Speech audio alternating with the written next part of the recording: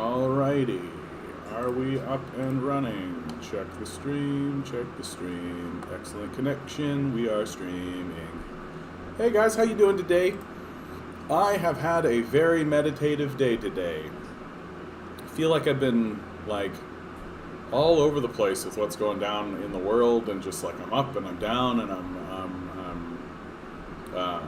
losing my mind, like losing my own self-confidence. Like, what am I even doing with this stream? Like, what's even happening in the world? But today I took a pause and I took a look at my my poster back there. Not only is that just like a good-looking poster, right? You'll see there's writing all over it, right? And if you go through it, like if you start at the bottom and work your way up to the top, it is actually like a ritualistic meditation, and there's proclamations that you can make.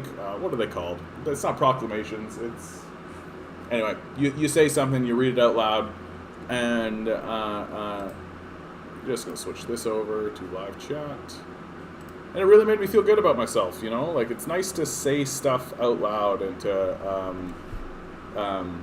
just say that you are doing well, right? Things are going well, and I have to remind myself, things are going well, you know? Like, things are moving in a direction. And even if, like, this whole experiment of me on the live stream and all that, even if it doesn't like work out immediately, right? I do believe in it, and I believe in the energy that I'm putting into it, and I believe that lots of people are galvanizing around me. I just feel like I just think I wish things were happening faster. That's all. Like, I just feel like I've been watching this absurd drama unfold. You know, I feel like I've been watching this absurd drama unfold for like a decade. Morning, Ward. I mean, it's not really morning. But you know what? I'll take it. I'll take it. Good to see you, Ward. Glad you popped in. Just kind of talking about, like, and this is how society works, right? That we kind of dwell and live in this space where we're all kind of hoping and begging for change for a long period of time, and then suddenly it's like it all happens all at once, and it's just like blah, blah, blah, blah, blah, blah. The Soviets talked about that. Lenin talked about that during the Russian Revolution, where it was like sometimes in decades only weeks happen, and then in weeks decades happen. And I'm really hoping that we can get some decades in some weeks, man. Like, I'm hoping that we can have we can get some stuff going on here. Because I'm just getting, like, the anxiety kills me. The anxiety of just, like, what's going to happen next, and the uncertainty, right? And meanwhile, we're putting up with this guy. Hey, Ruth. Hey, Demand Better. Guten Tag to le monde. How are we?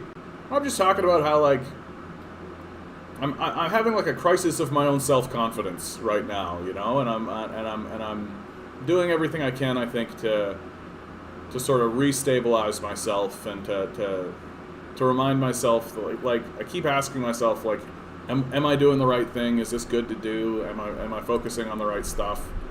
And you know, like the feedback is what the feedback is, right? Like, the channel is still growing, although I feel like I'm kind of a wallowing moment, which is to say that, like, I've hit like 520 subscribers, and like it goes up and then it goes down, and then it goes up and then it goes down, because like I just did like a Rex Murphy video where I'm saying, like, Rex Murphy is a white supremacist, and he is. Like, it's really clear that Rex Murphy is a white supremacist, but you know, sometimes people come in and they subscribe because they're like, oh, this guy's talking about poverty and homelessness. Like, I care about those things. But I also care about Rex Murphy. And so I say something like Rex Murphy's a white supremacist. And I think that gets me some subscribers, but it also makes me lose some subscribers. So, but I think I would prefer to keep the subscribers who, you know, are going to agree that white supremacy exists. Canada is a systemically racist nation. That was the thing that kills me the most, man. Like, and what's so funny is that Rex Murphy Today, I literally made this video and I like released it into the world. I made it yesterday and then I released it today. And Rex Murphy today, the news about him is that he's going around finding finding examples of how like white culture is under attack and how there's like white racism going on, like racism against white people going on. And in the meantime, I'm like, yeah, Rex, you're a white supremacist, man. Like, we need to have a serious conversation about that. Anyway, and in the meantime, Doug Ford's campaign finance changes that targeted union spending. Or what is this sentence? What is this sentence? The Star. Doug Ford's campaign finance changes that targeted union spending are unconstitutional. Judge rules. I made it. Oh, good. I'm glad to see that there are judges that are standing up to this total twerp. Like, this guy's such an asshole. I'm so looking forward. And I think this is kind of what I'm talking about. Like, I want things to change. And I want things to change in dramatic ways. But we can't even vote this guy out for like another year. So I'm going to be looking at this dumb idiot Doug Ford for another entire year. And every time he comes up on my feed, I'm going to be like, this fucking idiot. And just constantly say the same thing over and over again. Which is, who's still supporting this guy? Like, who do you think is actually still supporting this guy? Right? Polling Doug Ford. So back in, like, May 19th, PCs, like, they took a hit because, you know, everybody's starting to realize that this guy's, like, a total dirtbag. Which is why he's telling these dumb stories about, like, I went and spoke to a child, and his name was Arthur, and Arthur said, oh, please, Mr. Ford, I want you to open everything, and it would be really nice if you did. And I'm just like, who's falling for this? Who's listening to Doug Ford and being like, oh, what a good man, going to talk to children and kids like Arthur, and oh, I hope Mr. Ford's doing the right thing. Like, 26%. Who are these people? I want to know more about who are these people. I want to know, like, what is their experience that is telling them that they should absolutely continue supporting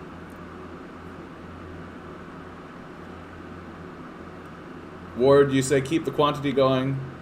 1% memorable moments is a great goal. Yeah. Ruth, it's good to question yourself sometimes. Yeah, if people don't like what you say, they're not the right people for the group. I have this problem with people that I can't have a valid debate without hate. Yeah, like,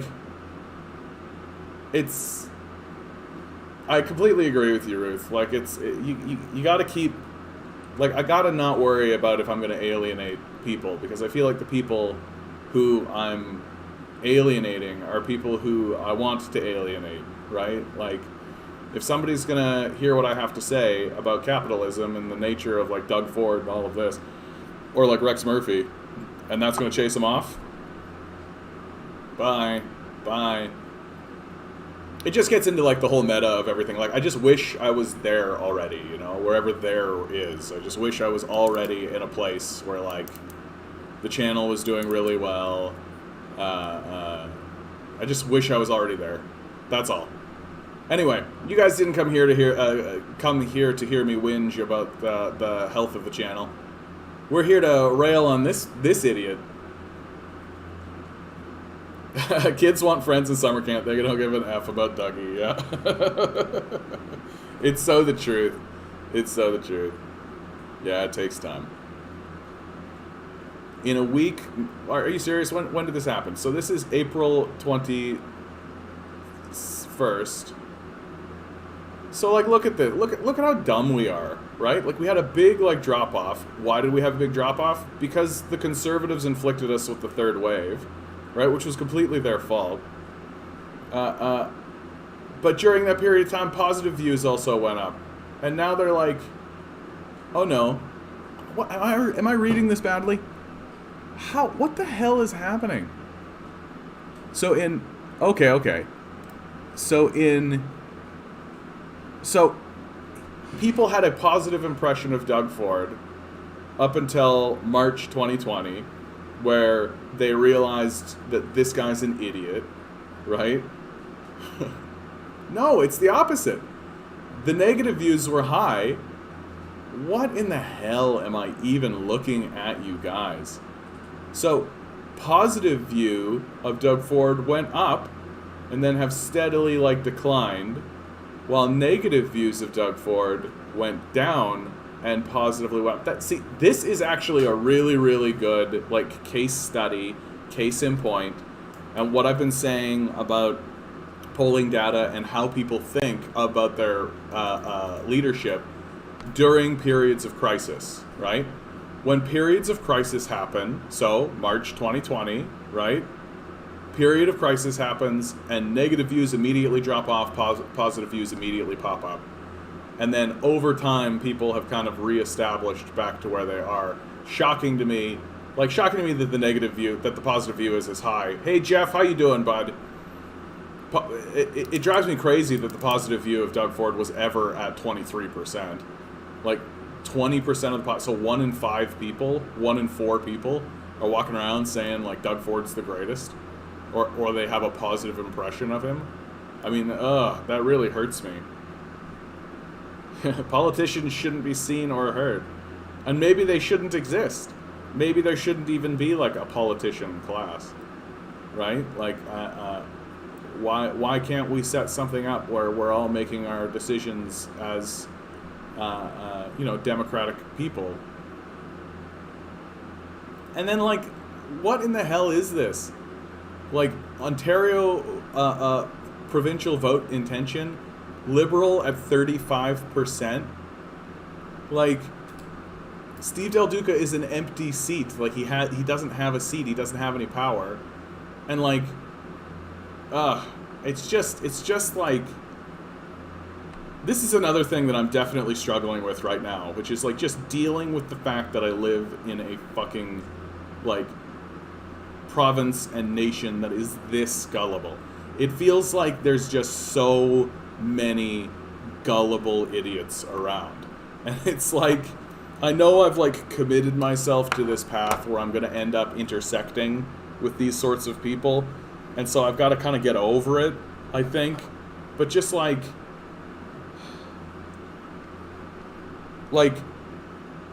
not only are there people who still support Doug Ford, but the people who don't are well, then I'm just going to go vote Liberal. Yeah, I saw that, Jeff. We should start slapping politicians like the guy in France. And Ruth, I don't believe polls. Polls are an accurate representation of the spirit of the day, and I mean the day. So this comes out. What did they say? April 21st or something like this. So late April, yeah, April 21st. So this is a good indicator of what people think on that day. And that can sway wildly. This is one thing that keeps me going, right? Is that people don't really pay that much attention to politics, right? They don't really pay that much attention to politics, unless a dramatic event occurs, let's say a pandemic, or something, a crisis. But people really pay attention to politics 4 weeks out from the election. And you can tell because when you have an election, right, opinion polls can swing this dramatically in the 4 weeks up to an election. So literally I've seen it where this has been the general opinion on the lead up to the election. The election starts right here, right? Or maybe it starts back here, right? And then in that 4 week span, it flips this dramatically, right? It happens so quickly. So it's maybe they were paid to support Dougie. I mean, if you have a billionaire in your society, everybody's paid to vote conservative, right? That's the thing that people don't really get about billionaires, right? Billionaires are the ones that are paying those wages. Billionaires are the ones that are funding what they want in the society, right? The reason why we don't have a culture and our society is so shit is because the handful of billionaires that exist, they don't give a shit about making a culture or doing anything, right? So I just think I'm starting to realize that there are more people who are completely enthralled by corporate power than I like, right? Like 20% of the populace is literally like, oh, it's so good, yeah. And that kind of aligns with like a lot of interesting things, like Huxley said in a lecture once that he genuinely believes that like 10 to 15% of the populace will always vote conservative or liberal or whatever political party they have like affiliated with, and like 15% of the populace will always vote for that, and they cannot have their mind changed. That like it literally would take the leader of that party coming up and like punching them in the face before they would even begin to consider not voting for that party. And he attributed it to like a form of hypnosis, where it was like a form of just like deluded madness. And I think that there's something to that, right? Oh, if you guys don't know, the Castillo, who is the left-leaning option in Peru, is currently ahead, and by like threadbare margins. We're talking by like a single percentage point ahead of his opponent.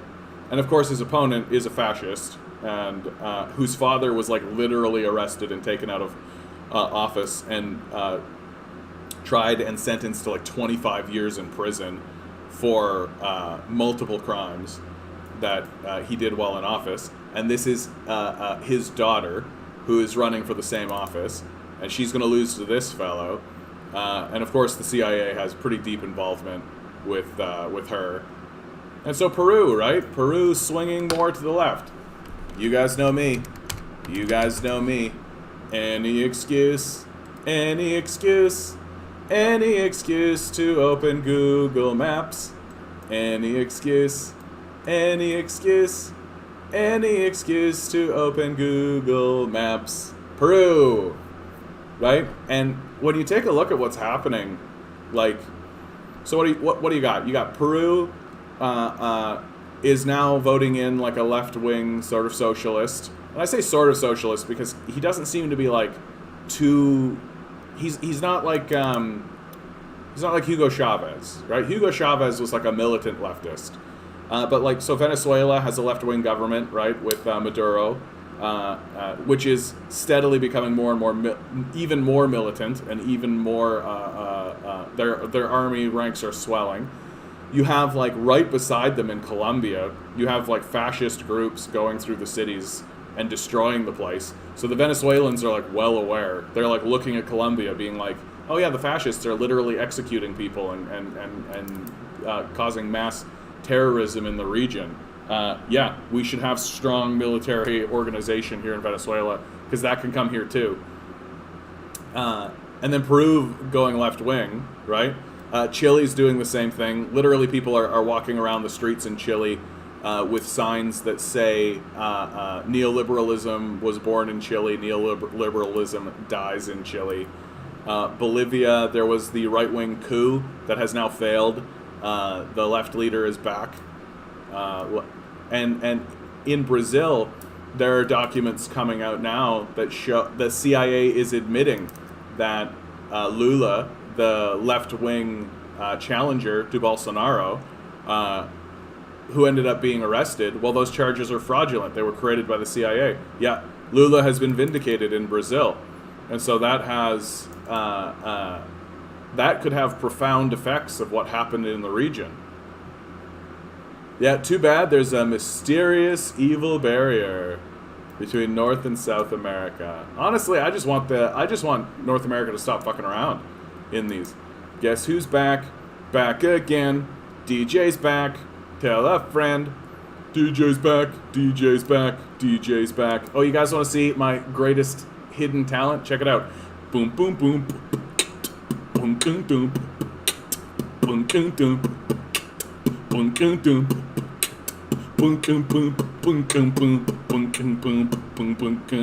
I'm pretty good. I'm pretty good. Kind of lost it at the end there, but that's okay. But like, so there's like left-wing movement happening all throughout South America, and all it really is going to take is for some of these countries to begin to start to federate with one another and to start to like create tighter bonds with one another, because that's been an important strategy for North America, for Western culture. And all for you, DJ. All for you. Thanks, bud. Keeping these nations isolated is extremely important for the Western project of exploitation throughout South America. And so if they can start to form alliances and military alliances with one another, that's going to be very, very important. And like, you take like Venezuela's left-wing government, Peru, Bolivia, Chile. I don't actually know that much about Argentina, honestly, so I won't comment on it. But like, if this band becomes left-wing and then suddenly Brazil elects Lula and it's like left-wing, neoliberalism dies here, man. Like, it just dies. Well, you got to intro your DJ, right? You got to intro your DJ. Anyway. So yeah, the memes are coming out. The memes are coming out. Doug Ford says London can ease restrictions to allow gathering at vigil for London attack. What a brutal situation, eh, with this London attack. I'm glad to see all our leadership is coming out and calling this a terrorist attack. I suspect that, like, right-wing... I haven't seen any, like, right-wing commentary on... if you don't know, the attack in London, a 20-year-old fellow... gets into a vehicle and purposefully runs down 4 Muslims in the street, just as they were walking around, killing all 4. And like, that's brutal. Like, that's brutal. And like, and of course this is happening all the while Rex Murphy is saying we don't have systemic racism here in Canada. Oh, okay. And like, but so Doug Ford, in my view, is actually doing the right thing. Trudeau doing the right thing, right? The NDP are coming out really, really strong on this issue. And like, I actually do think that right now the NDP are the reason why the Liberals and the Conservatives have to come out strong on these situations, right? Because Jagmeet's saying he has like a personal connection to these sorts of stories. And when he stands up and he talks about it, you can tell, like, he's not reading from a cue card. Like, he's not reading from, like, a script. He's speaking from his heart. You can really tell. And I think that the political class of conservatives and liberals are looking at that being like, okay, we can't back off. Like, we gotta keep moving. And, of course, you can criticize them and be like, oh, okay, so you stand up and say a couple words, and then what do? Right? You're the guys that have power. Like, what are your bills? What are you doing? Well, it turns out, nothing. Just a couple hours after Saeed Nasrallah's speech, in which he said Hezbollah will import Iranian oil through Beirut airport and challenged Leb authorities to dare stop the ships, the American-backed Iraqi government decided to provide Lebanon with oil, increasing it by 1 million tons. So,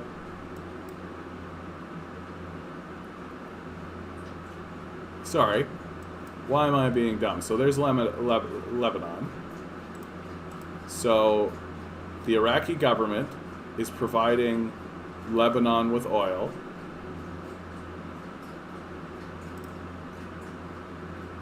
I don't get what the story is, I think. Okay, I'm just gonna move on.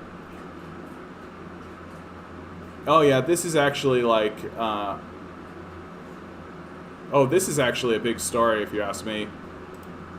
Like, this is Julie Dezerwich.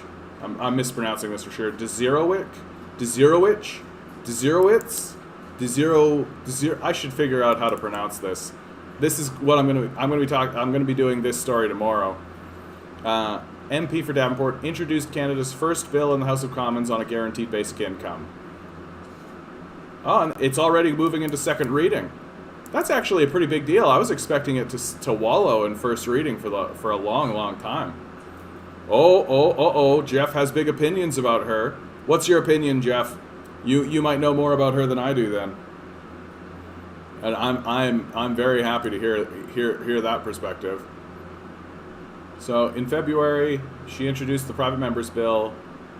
It's clear, yeah. Well, it's clear the way we've done things isn't working. Even before the pandemic, almost half of all Canadian families were $200 away from coming up short on their monthly bills. Our economic recovery will require a 21st century approach that supports workers, tackles income inequality, spurs innovation, and delivers stability. Only by ensuring we have a system that properly supports Canadians, that provides true stability and removes all obstacles to the access to opportunity, we will enable Canadians and Canada itself to achieve its potential. So she's saying all the right things.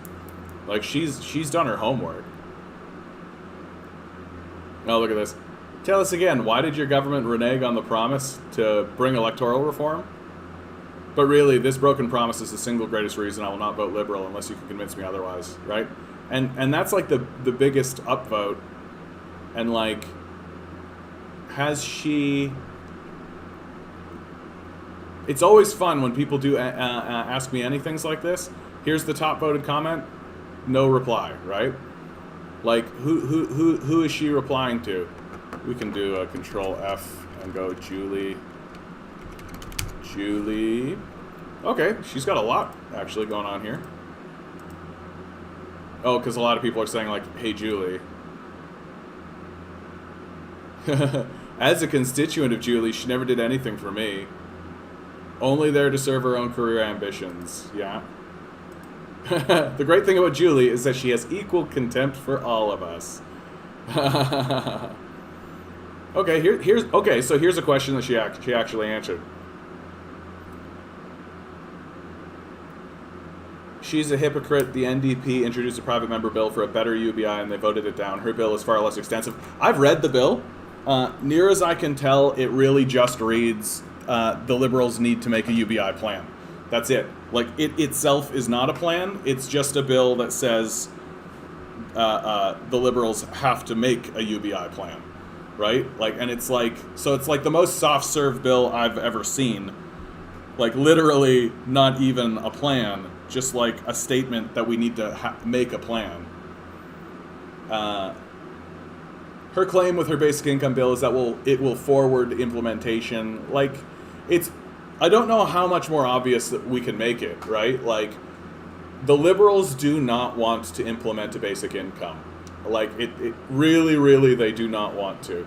They're happy to see like a private member's bill like this, so that when the election shows up and people start talking about a basic income, they can start saying, "Oh yeah, look, we've got a bill in the works," right? And lots of gullible people will be like, "Oh, they have a bill in the works, right?" Like,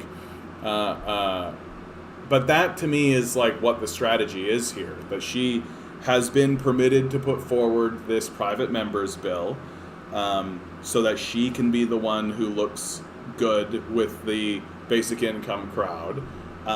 And they'll just let this wallow, right? Like, that's what the strategy is.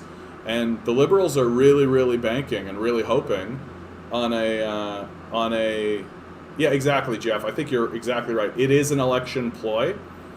And I just hope that the NDP and the Bloc and the Greens can really get it through people's heads. Like, just keep saying it. This is exactly like electoral reform, right? It's the exact same promise, right? We're going to do a big systemic change to the way the system works.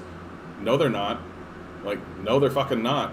And if Milo, yeah, he was a good boy today. He's just sitting right here. Hot. It is hot today. If you're noticing that I'm feeling a little like groggy and down, it's 100% because it's just super hot. I don't have air conditioning or anything. And so we've gone through this heat wave here, and it's just sticky and hot. And he's basically just sitting here like panting away. Tried to play with him a little bit earlier, but he was not down. he's having a hot, sticky day. And I'm not going to pick him up and show you because he's, I think it's better for him if I let him be.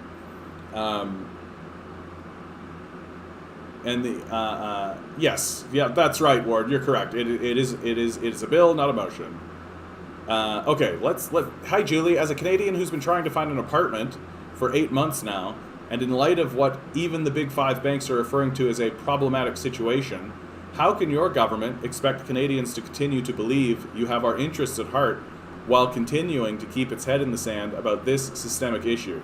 So that's a really good question, right? You're lucky, Ruth. Lucky you. Nothing but cool wins. Enjoy it while you got it. But this is a really excellent question, and I'm really glad that she's even attempting to tackle this, right? So let's see what she has to say. Thanks for this excellent question. It reflects what a lot of Canadians are worried about. It is a top-of-mind issue for the Prime Minister and the Liberal government, and for me, as many in Davenport are having issues finding an affordable place to live and or to buy. The federal government has invested over $40 billion for affordable housing, and we have added an additional $1 billion for modular/rapid housing, invested in a lot more to create residential housing, and intro some measures to help first-time owners buy a home. All of this is still not enough, as it is evidenced by your situation. Of course, it's not enough, right? So you spend $40 billion to build affordable housing, right? And then you turn around and sell it to who? Billionaires, right? That's what's happening here.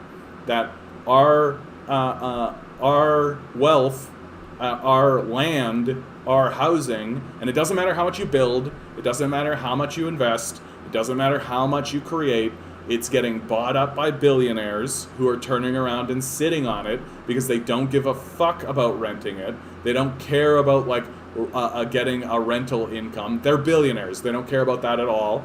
What they care about is land. That's what they care about. And you saying oh, we're building so much more is meaningless. We have all the housing we need. We have all the housing. Time to start saying to these billionaires, use it or lose it. You've got empty houses here, use them, or they're gone. And I don't mean we'll buy them back. I mean they're gone. But the reality is that the Liberals are cowards, right? They're natural cowards. They're never going to actually grow a spine and do anything to actually help anybody, right? Basically, she just told you that they spent $40 billion of your tax money, right? Of your tax money so that they could sell that housing to billionaires, right? That's what she's telling you. Last week, the Prime Minister met with the Fed of Canadian municipalities and indicated that he's making this a top commitment to work with all levels of government to better address this issue, as some of the solutions/levers are at the provincial or municipal level.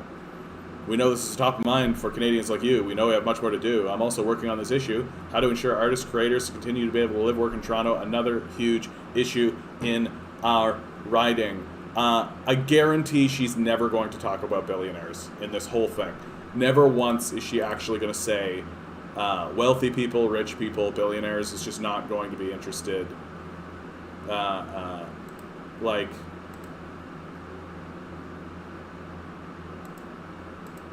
And it's her answer is total bullshit. It's just such a bullshit answer. As a Canadian in Ontario struggling to make ends meet at salary above living wage but not high enough to cope with the cost of rent, how will UBI help Canadians cover the basics without reinstating rent control? What she's calling GBI, so Guaranteed Basic Income, will not solve all problems. Hey Matt, how you doing? We also need to do more to ensure Canadians will be able to afford places to live. The Prime Minister met with she's basically saying the same shit. What a guaranteed basic income will do is provide stability. Yeah, that's true, which is why they'll never pass it, right? The capitalist system relies on instability, right?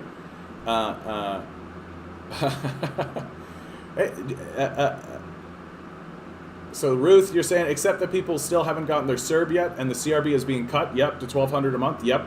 Shows who cares about who. Exactly, Ruth. Like, if they were actually interested in passing a basic income, they would just fold the CRB into a basic income plan, right? Like, they wouldn't. Why bother with this song and dance of like steadily reducing the CRB over time, which is obviously a strategy to wean people off, right? And honestly, like, I am really of the opinion that what it's actually for is they know that there is going to be this mass spike in homelessness. They're well aware that this mass spike in homelessness is coming, but they can't just have a big cliff. They literally can't just say, like, okay, now there's 50,000 people who are homeless, right? So they're doing what they can to kind of trickle it out. And they're fine with there being 50,000 homeless people. That's completely fine to them. They just don't want it to all happen all at once, so that the populace, understands that it's happening and why it's happening the way that it's happening. Like, we really do need to remind ourselves, like, these people are fucking sociopaths, right?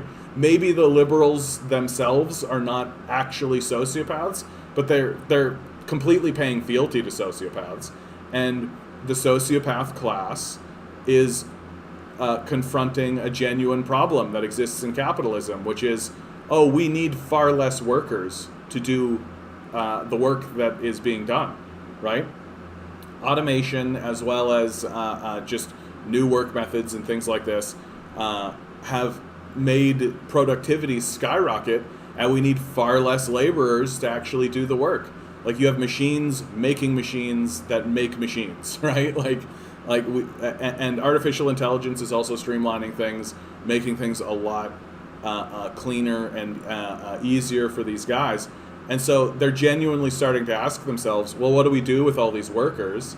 And the answer that's coming out of the sociopath class is, well, let's just abandon them, right? They just get them out on the street.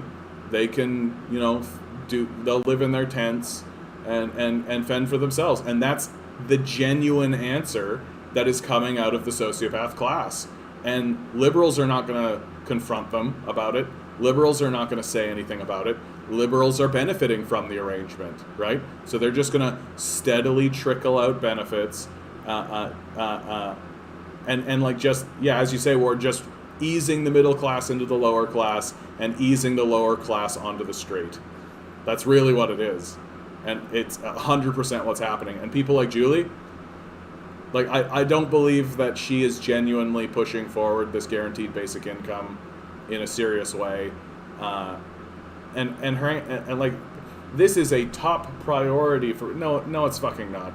There are definitely things that you could do, but all of them require confronting capital, which liberals are never going to do. They're never going to do that. Jeff, can we crowdsource funding to get you and Milo a window AC? Hey, bud, if every single one of my subscribers donated $2 to me, right, I would have my rent paid for. So that's my pitch. Please consider donating to at least $2 to me, or at least $1. My Patreon is in the description. If you value my work as an artiste, please consider donating to my Patreon. Matt, the mass poverty that awaits Canada's poor is terrifying. They know it. They simply don't care. Yep. You're right on the money, Matt. Like, these people do not, like, they might care in, like, some kind of abstract sort of way, right? In this kind of, like, oh, kind of way, right? Where they're like, oh, it's so sad. Oh. But, like, they care about it the way that, like, I remember once I saw a meme, just like a tweet, it was talking about disability, and it was like, liberals, Canada's disabled are so brave. Disabled person, oh, can I get an increase in funding then? Liberal, averting eyes, so brave, right? Like, the liberals are completely willing to say that, like, oh, what a terrible situation, and oh, things are so awful, and oh, we're working as hard as we can to get something done, but it's all bullshit. It's just theatrics, right? And, like, I talk all the time to people. I get on message boards and I start talking. It's really obvious that people do not get that, like, there's a theatrical element to all of this, And controlling the dissent of the public is mainly theatrical. And people like Julie coming and doing an AMA where she doesn't respond to the number one question that gets upvoted and kind of just regurgitates out the same talking points over and over again while saying things like, this is a top priority and we are listening to you, right? It's just theater. And like, she's going to retreat into her palace in her gated community, just like the rest of the sociopath class. Like, she knows she's on the right side, and this is her job. Right? Her job is to make sure that you don't show up at her house. That's it. That's her whole job.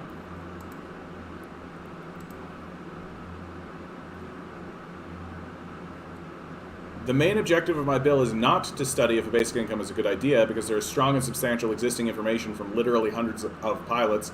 Yeah, the bill is to enable implementation pilots in order to test basic income at scale. So a whole province or territory as part of a pilot versus a small group. The issue of scale is the key barrier to moving forward on a basic income. We need to test larger populations for a longer period of time to get the model right before we can implement nationally. And also just keep waylaying it, right? Just keep pushing it off, right? And of course what they're going to do is they're going to pick the province that has the smallest population, right? So that they can pretend as though they're actually studying it. And then it's that liberal, it's the liberal conservative grift, right? Because liberals and conservatives are allies.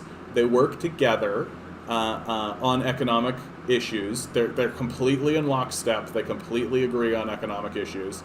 And what the strategy is that a person like Julie will get this bill pushed through. So let's say they actually do push the bill through, and they actually do get it so that they're testing it, and they'll test it on like PEI or like Nunavut, right? They're certainly not going to test it in Quebec. They're certainly not going to test it in Ontario, right? They're going to test it in like PEI or like Nova Scotia, and then you know what's going to happen, or what always happens here in Canada because we're so fucking gullible and stupid. Well, we end up voting for conservatives, and the first thing the conservatives do when they come in is they kibosh this, right? And then 4 years later, we come back to the question, and the liberals will be like, we need to do more about that basic income, and then they'll get in and they'll dilly-dally and do fuck all. And maybe they'll put in another project in like Dauphin, Manitoba or something, and then what happens? The same fucking thing that happens every single time. We all vote conservative because we're stupid, and they get rid of it.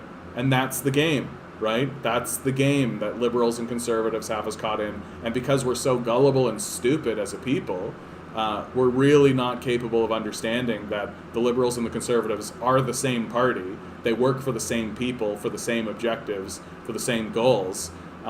They're just grifting us with like obvious overt theatrics. Like Justin Trudeau stands there with like a little pride flag waving in your face, and everybody goes like, "Oh, he fell forward thinking." He like makes half his cabinet women, and everybody's like, "Oh, he fell forward thinking." But like, you still show up to work on time. You still work the same amount. Your wage is still plummeting into the toilet. Housing prices are still going through the roof. Everything's still collapsing, and it would be exactly the same under a conservative. It wouldn't be different at all, right? Because on economic issues, they are perfectly allied with one another. And I mean perfectly. There's not even enough air between their positions to slide a piece of paper. They are in lockstep with one another 100% of the way. And I even go so far to point out that like Stephen Harper put in the childcare benefit, right? He did it like quietly, didn't tell anybody he was doing it, didn't promote it, didn't say a word. He put in the childcare benefit, a basic income for children, right? So that actually does mean that Stephen Harper is further to the left than Justin Trudeau, right? Stephen Harper is a better prime minister than Justin Trudeau. And like the fact that nobody actually says that, the fact that that's not commonly understood, tells you how easy it is to propagandize us. And also tells you how stupid liberals are. I was actually just listening to somebody talk about America, right? And what the phrase that they're starting to use is blue anon, right?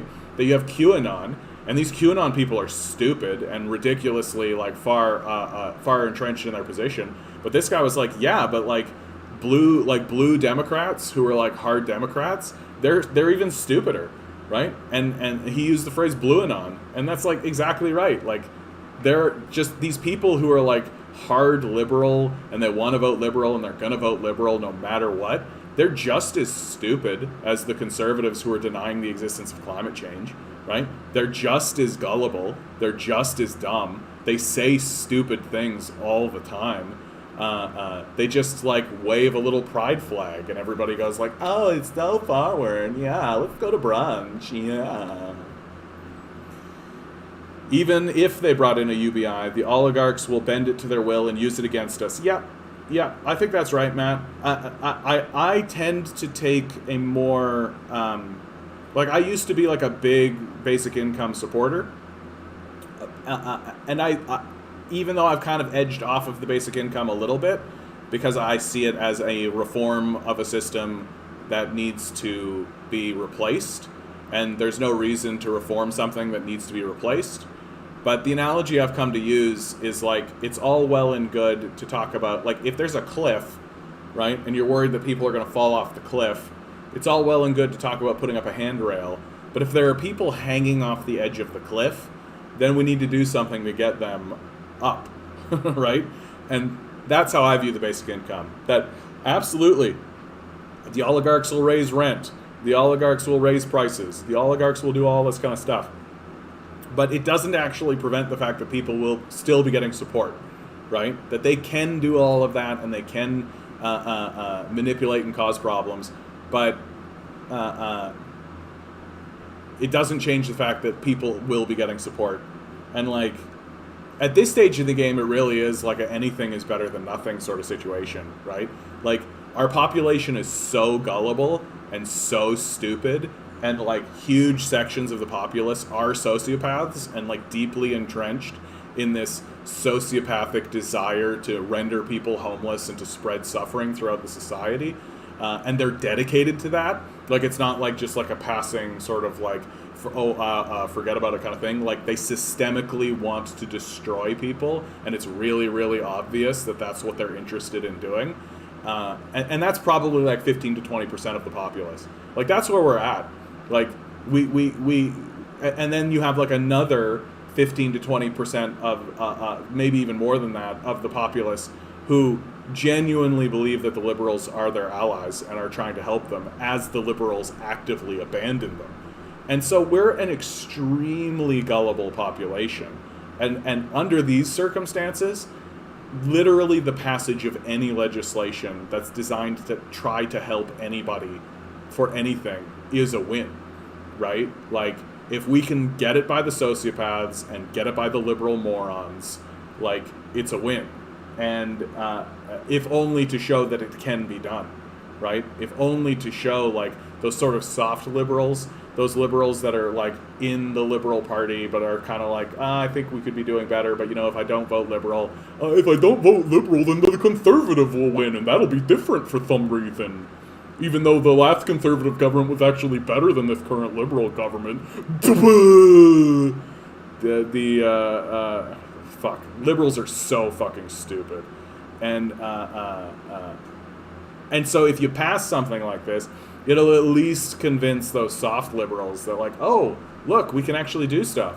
Maybe we can actually, like, work with left-wing people and actually start to actually try to improve the society instead of kicking people out into these tent cities and causing a bunch of problems and spending more to do it. Like, that's the thing that kills me the most about this conversation. Like, keeping people in poverty is more expensive. It's more expensive to keep people in poverty. And at this stage in the game, like, the capitalists know, they're aware. They're aware. They know for a fact that the basic income is cheaper than maintaining the system of poverty. Well, that is not really a UBI. And honestly, I think that's why they're trying to change the name, right? That they're trying to get rid of that universal. You'll notice, right? She doesn't call it a UBI. She calls it a GBI, right? Well, what's that about? Why are you saying guaranteed basic income? They're trying to get rid of universal because they know that if they're trying to find a way to exclude people who are living in poverty, right? They only want property owners to benefit from these systems. They really truly want to abandon people. It's like really, really, really, really clear. And they're going to say anything they can. And gullible idiots will just eat it up because that's all we've ever done. Like, we're extremely gullible.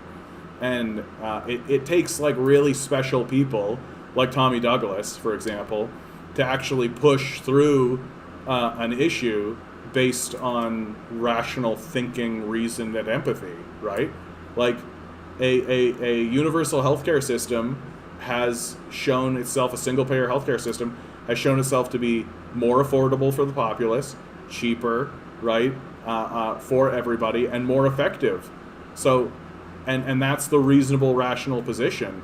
But it took like a preacher who had already passed it in Saskatchewan to actually stand up in front of the populace and be like, do we have a soul? Like, do we have a soul?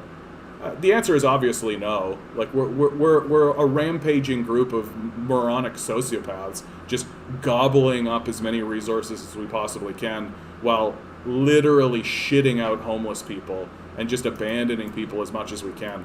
And it's just going to keep going this way. Like, this gets much, much worse, right? And people like Julie are going to be like, oh no, but we passed legislation to let people who have 4 jobs also get $150 if they do 2 hours of paperwork every day, right?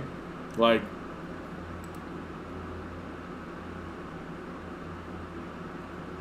when will you end the blood ban as promised? Thanks for your question. I too would like to see this discriminatory blood ban ended as quickly as possible. Canadian Blood Services is currently working on the research that's needed to end it, and our government is funding the research. I don't think I know anything about this blood ban. As Health Minister Patty Hajdu said in the House just a couple of weeks ago, we've already made progress getting the deferral period for men who have sex with men down from 5 years to 6 months and then to 3 months. We need to get issues across the finish line, and I believe we will soon. Okay. I don't actually know what that story is, but it sounds weird. Blood ban? Blood ban? Alright, whatever.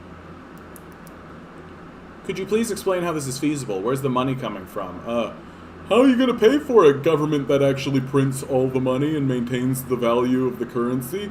How are you going to do that? How to pay is a key question. We have figured out in the past doing trials, testing it. It's designed to allow moving forward. So she doesn't answer it, right? Because the question is on its face stupid, right? And just goes to show you how stupid Canadians have become, right? Like, the government literally prints money, right? The government literally prints money. and even on top of that, like, there are and notice in her question, right, which she doesn't answer, the bottom line is we're already spending hundreds of billions of dollars each year while inequality grows, poverty continues. The real question needs to be, what will the cost be of not properly supporting all Canadians? Okay, so she's trying to play that line, and it's true. I wish her answer was better. Like, this is a stupid answer. Like, I see where she's going, but she like, it costs us considerably more money to maintain this system of poverty than a basic income would cost, right? It costs us considerably more, and like the correct answer to the question of how are you going to pay for it is that it's cheaper, right? It's cheaper. It's cheaper to fund a basic income. But like, Julie's not a very smart person, so she's not going to do that.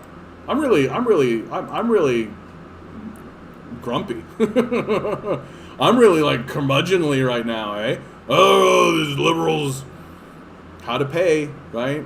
And it's just the exact same. She copy pasted it. Yeah. Loans and mortgages are created out of thin air by the banks. Yeah. I mean, like, that's and what's so it's like, that's it, and it's common knowledge. Like, you can go to the Bank of Canada's website and they'll tell you, yeah, we print money, right? And like, anybody who's actually an economist, like, what Alan Greenspan, for example, right? He's like, no, if the government says that it wants to do something, it can do it, and there's nobody who can stop them from doing it, because that's how the government works, right? That the government actually just prints the money and puts it where it needs to go. That's it. A far more difficult thing that these economists are trying to deal with is how do you get people to do stuff they don't want to do? That's the real thing. And the answer that Alan Greenspan came up with was coercion. Make their lives worse. Make the lives of workers desperate. Make them afraid. Fill their lives with anxiety, right? And then they'll do the work that nobody should do, right? And that's Alan Greenspan, the former president of the Fed.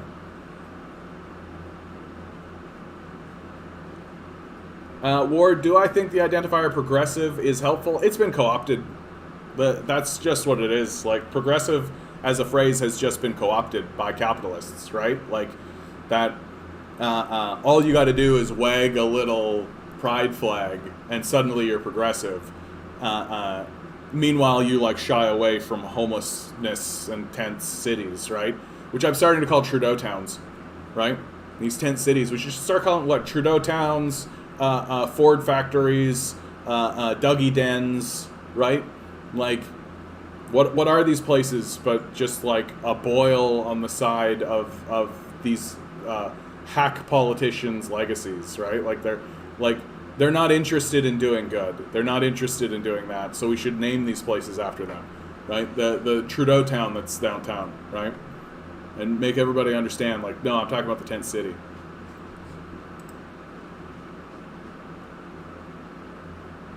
We are no longer looking into national child care. We introduced a $30 billion plan and budget. We are taking action and determined to get a national plan in place ASAP. Ooh. How exciting.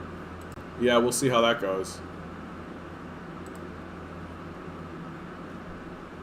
Anyway, I just don't think it matters to me what this lady says. Like, at this stage in the game, the liberals need to put up or shut up. Right? They just need to put up or shut up. Is it cheaper because healthcare? It is cheaper because health costs go down, police and theft goes down, mental health improves. I was on a basic income and there's a good video on the Manitoba Mincome. Yeah. Another good one, how do banks actually create money? Evelyn Forget was the economist who did the data research on the Mincome experience. She's the reason why this whole thing has kicked up here in Canada for sure. Like, she was the person who, like, opened the Pandora's box and really let it all come out. And the lead coordinator of this Mincome that took place in the 1970s. Yeah, and it followed the exact same thing that I was saying, that the Liberals put it in to investigate it in the 70s, so like 50 years ago. The Conservatives came in and they kiboshed it. And that's what Conservatives do. And the thing is that we pretend as though the Liberals are unaware that this is the game. The Liberals are fully aware. They know that that's exactly the game, right? And they plan for it. And they're like, oh yeah, we'll put forward this thing, we'll do like a... That's the reason why they don't move forward on like full implementation. That's the reason why they don't move forward to actually like get something in place that is permanent, that is difficult that is difficult to actually extract. That's why they only want to put in like a little pebble so that when the Conservative gets in, like when she put in the minimum wage increase here in Ontario, she didn't implement it. She didn't say $15 minimum wage. She said that the minimum wage would only come into effect after after the election, and knowing full well, like, Doug Ford's probably going to win this thing, and so he'll just kibosh it, right? She knows. She talks to these Conservatives. They go to the same places. Like, there's no fucking surprises here. I mean, to me, you say this to your average Canadian, your average kind of person walking around living their lives, and it's like, dee, dee. Like, they don't think that way at all. Yeah. 2 paramedics found guilty in death of Hamilton teen Yosef Al-Hasnawi.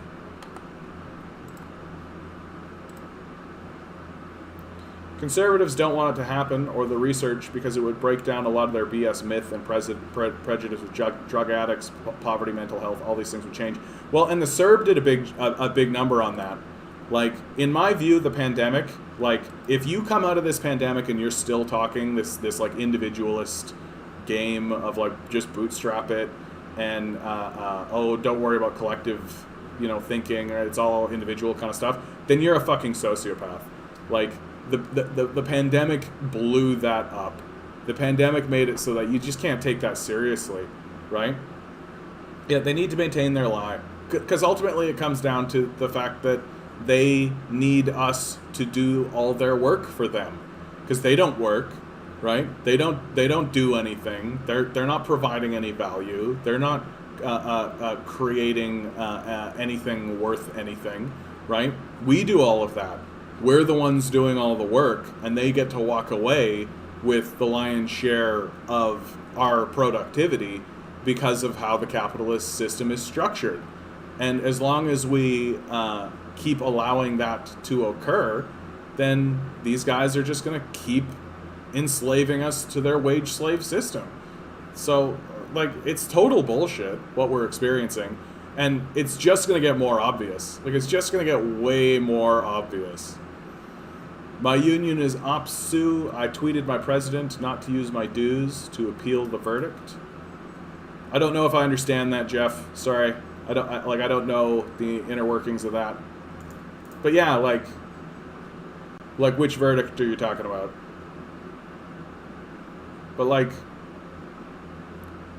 well, and like, unions themselves, like, while I think it's good that people are unionizing and that's something that we have to do because there's a group of rapacious sociopaths that we have to fight against, unions can be bought, right? They can be bought.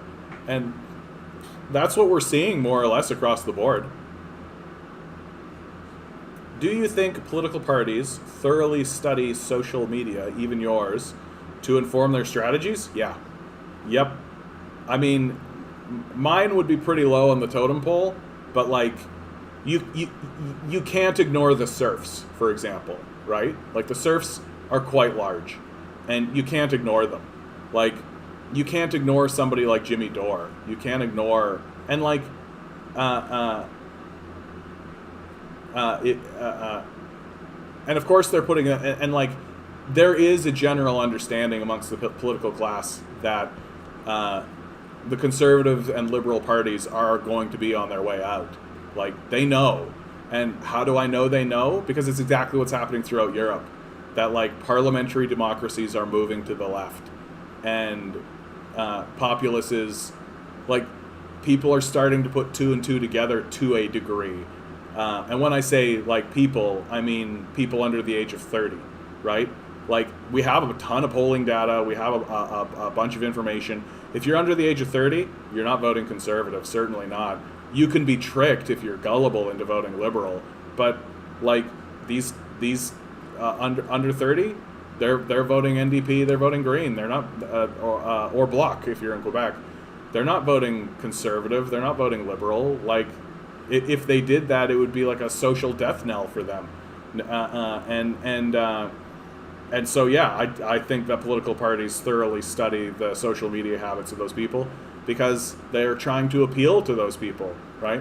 And while also simultaneously like controlling the spread of channels like mine. Like, they don't want this channel to spread around. They don't want, like, can you imagine if I suddenly had 10,000 viewers? Like, if I had 10,000 subscribers, right? I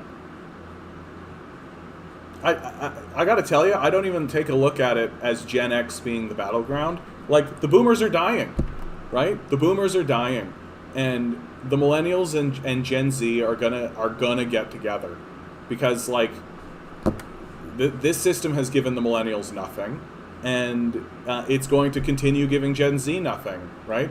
There's no argument that can be made for why that is or should be the case. And what the conservatives and the liberals have been doing for the last like 40 years, literally like blaming individuals, like, oh, you're homeless? Pfft, that must mean you're lazy. Like, we're starting to realize that, oh, these guys are fucking sociopaths. That like, they are inflicting homelessness on people and then blaming it on the victim, right? And like, it's very clearly what's happening. And so like, we've been ruled by sociopaths for so long that there's gonna be a snapback, right? There's gonna be a snapback. Oh, I see what you're saying. So, 2 paramedics were found guilty, and the union is going to appeal the verdict, and you asked not to have your dues used for this because you genuinely believe that these 2 guys were right. So he was shot in the abdomen. So he'd been shot with a .22 caliber handgun.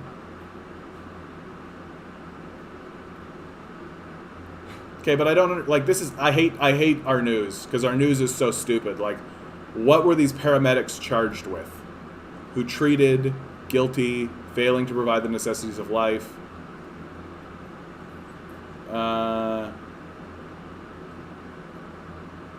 They are guilty, right?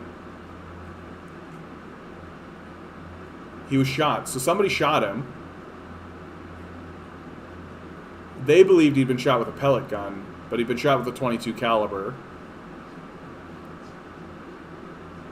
Okay, I don't think I understand. Like, so they made a mistake, right? Like, they made a mistake, is what I'm seeing, right? Like, they made an error, and they're trying. They go to the scene and they think that the guy. Oh, here we go. Failure to properly identify that the wound was a penetrating one. Oh, what? Like, they thought it was like a flesh wound? Their participation in dangerous lifts to move him from the sidewalk. The delay in leaving the scene. Oh, yeah, okay. I mean, so they just kind of showed up and decided that this was like a dumb kid who they didn't need to really pay attention to. Oh yeah, and people are saying things like gross negligence, all of this kind of stuff. Yeah, okay. Well, and like, what do you think is the motivation of this? Like, what do you think is the motivation of this? Right? Like, what do you think is the motivation? Why would a couple of paramedics show up and not take care of a kid who has been shot?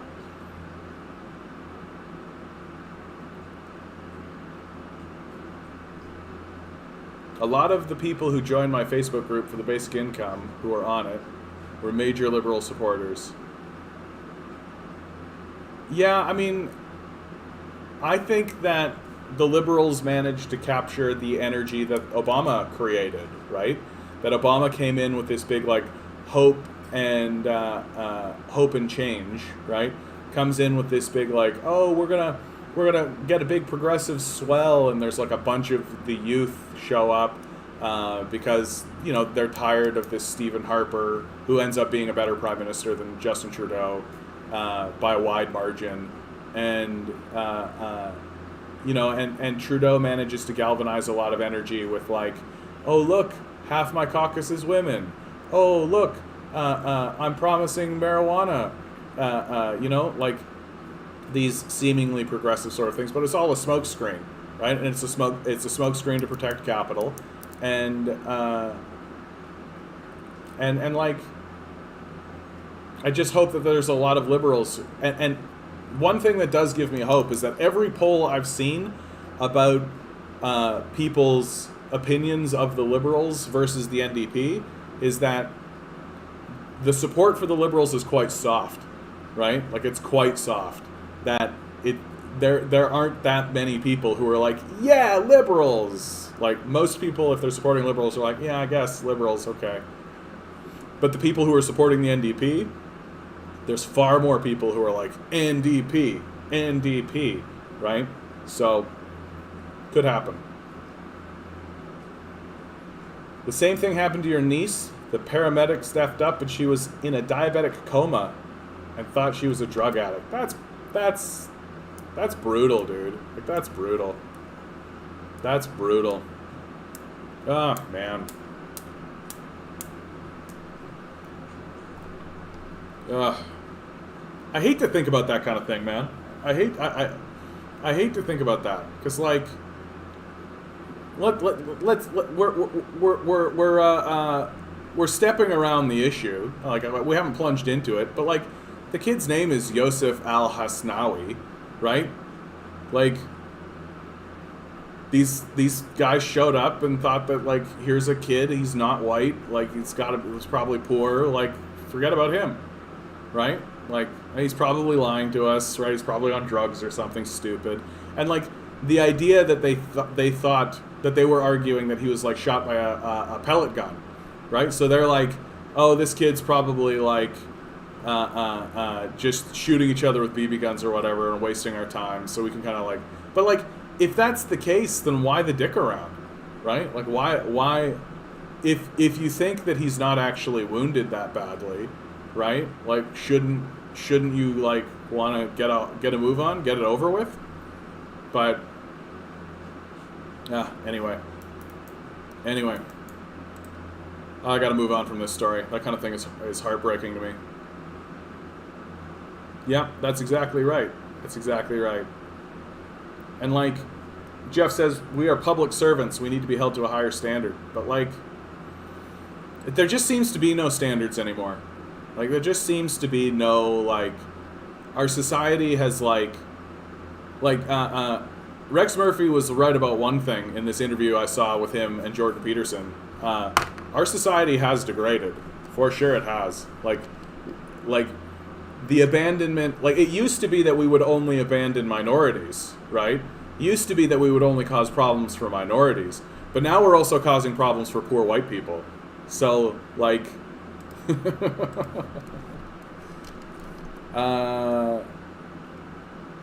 that reminded me. I wanted to show you guys something. So, I watched Jordan Peterson... I watched Jordan Peterson's interview with Rex Murphy, and the beginning of it. So at the beginning, this is his opening, okay? This is his opening. I want each of you to tell me, okay, what do you see? Not the book, the next thing that we're going to see. What do you see? Okay? I know what I see when I see this happen. You tell me what you see.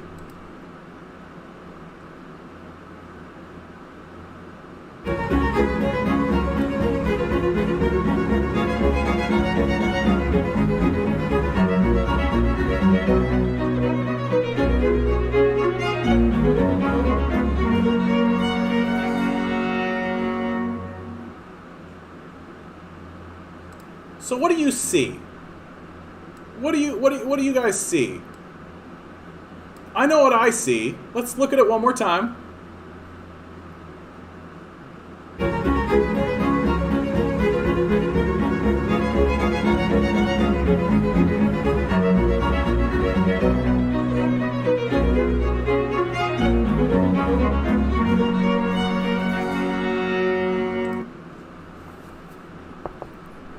What do you see?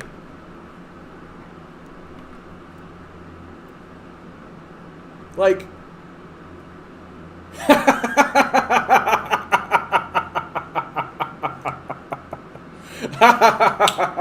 Thanks, Chris. That's...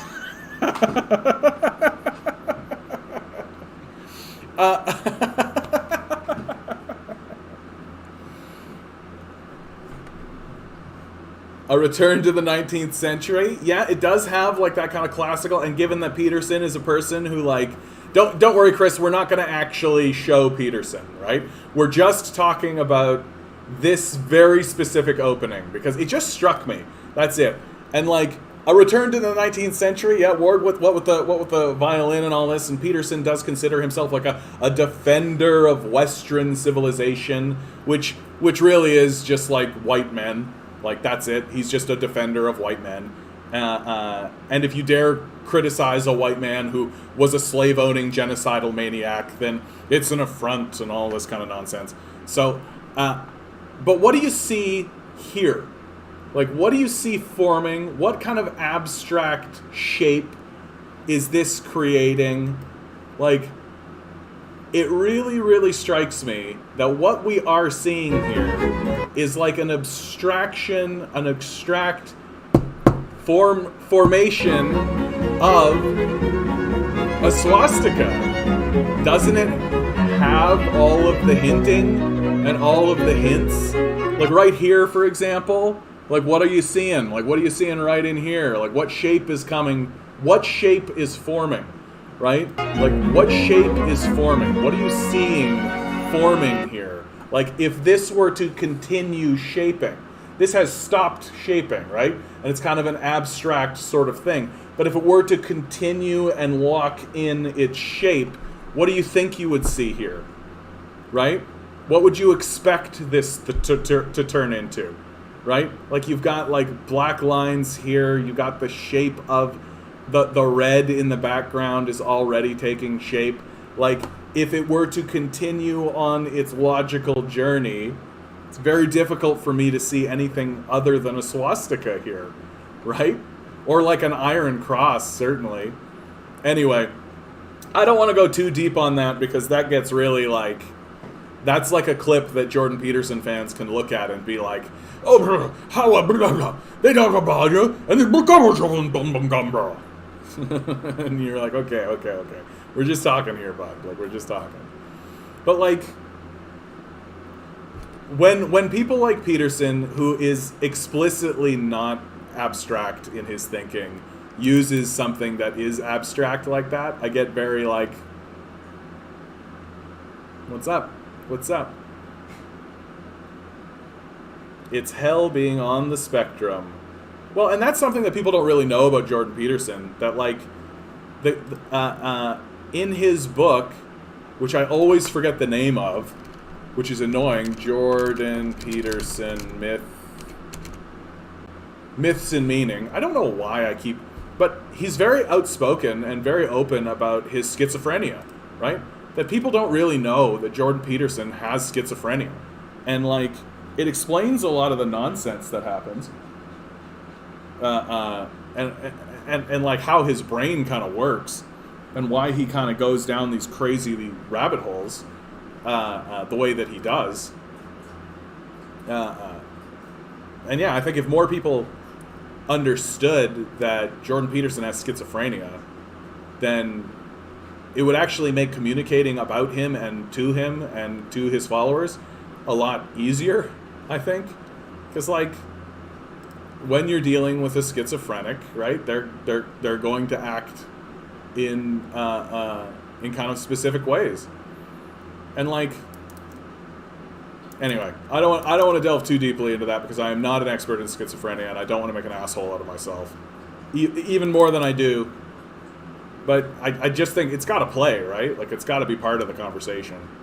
Anyway, I didn't want to turn this into a Jordan Peterson thing. I just wanted to point out the abstract Nazi symbol at the beginning of Jordan Peterson's work. We saw it. Moving on. Medically assisted deaths rising as Canadians grow more comfortable with the idea.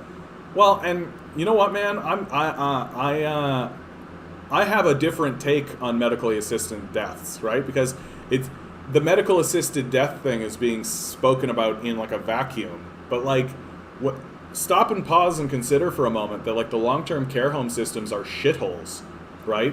So what are we doing here in Canada in our strategy of abandonment? Because that's what it is. It's a strategy of abandonment.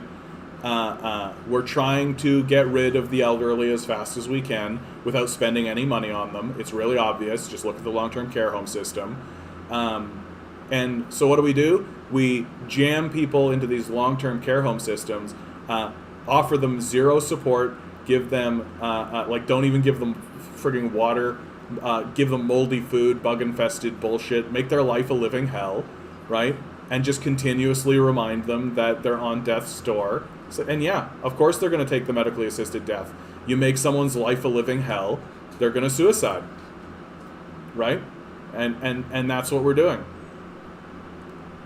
Many in the disabled community are seeing as a relief from... But what I think I'm trying... And I'm not disagreeing with that at all, Jeff. Like, I do think...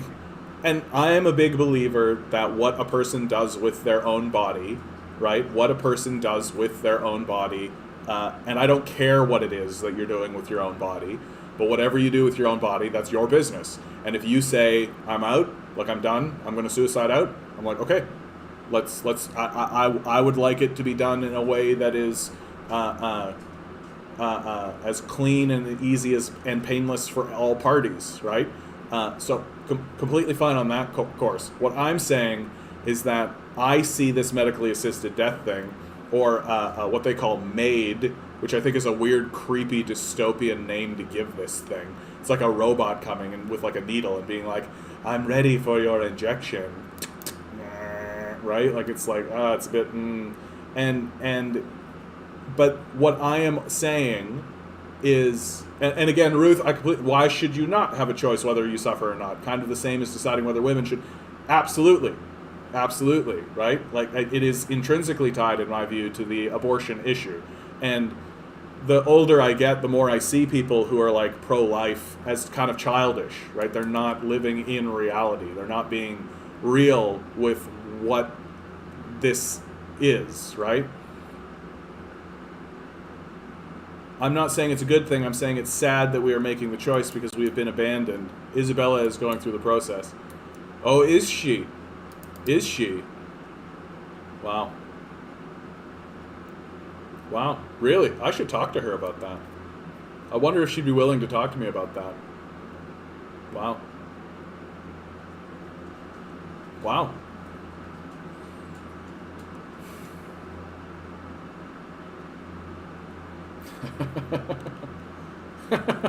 How's that for juxtaposition? You gotta add those robot sounds to your beatbox, man. Well, and this is kind of what I'm driving at, guys, is that like, because there's this medically assisted death option, right? It means that we don't have to. It means that we don't have to improve these conditions, right? Like the view of somebody like Doug Ford, right, is like, well, we don't need to make them comfortable. We don't need to make this a nice place. We don't need to feed them well. We don't need to ensure that they're well protected. We don't need to make sure that they're safe, right? No, in fact, if you're a sociopath, you should do exactly the opposite. You should make this place a living shithole, and you should continue to make it a living shithole and make it worse and harder for everybody to get by, so that you can look at them and say, hey, take this fucking needle, right? Get out of here. We're not interested in helping you. We're not interested in easing this, right? Yeah, that's sad to hear. Someone would rather die than suffer with money and respect and disability as a second thought. Yeah. Yeah, Futurama predicted suicide booths. Well, maybe I'll reach out. I know how to reach out to Isabel. Maybe I'll reach out. Do you think she would be okay with that, Jeff, if I reached out to her? Sorry, guys, my phone. No phone. I mean, religion, what's so funny is like when I was growing up, I was always told that like communism is going to eradicate religion, or the goal is to eradicate religion and and that's a threat and all this kind of stuff. But like capitalism doesn't let religion exist, right? It just puts on the religious skin, right? It's like a demon that like disembowels any religious thought or religious organization and like carves out all of the organs and everything and then slips into the skin and like walks around being like, I'm a good Christian. And they'll do the same thing to Buddhism, right? They'll do the same thing to Hinduism. They'll do the same thing to any religious organization. Like you take a look at something like The Secret, right? And The Secret, which is like, that's what Jordan Peterson peddles, is The Secret thing, where like you just need to wish it and have fairy dreams, and then the goddess Bolivar will descend from the sky, and the feminine chaos will interact with the order of the masculine, and that will manifest your dreams into the world. And if it's not happening, it's because you're not spending enough time in your fairy dream space where the wishes come. Like a unicorn, right? Like this, and that's capitalism, and they're just selling you the neoliberal grift of like, it's up to you as an individual, and if you're not successful, it's because you as an individual has done something wrong. And they'll do it while holding on to a book that tells them explicitly that God doesn't give a fuck about any of that, Like, if God wants you to live in shit and squalor and die, you will. Fuck yeah, you... Oh, man. I gotta just do this. Hold on. The Bible. So, Ruth, Samuel... Ezra, Nehemiah, Esther, Job. Okay, Ezra, Nehemiah, Esther, Job. There we go. Book of Job, right? The Book of Job, in my view, is like... It completely dismantles neoliberalism. It completely dismantles neoliberalism to the ground, right? Because all of the neoliberal arguments get addressed in... Okay. Hold on. The Lord... Okay. Just give me a second. Sorry, just gotta find the exact spot. Gotta find the exact spot, because it's great.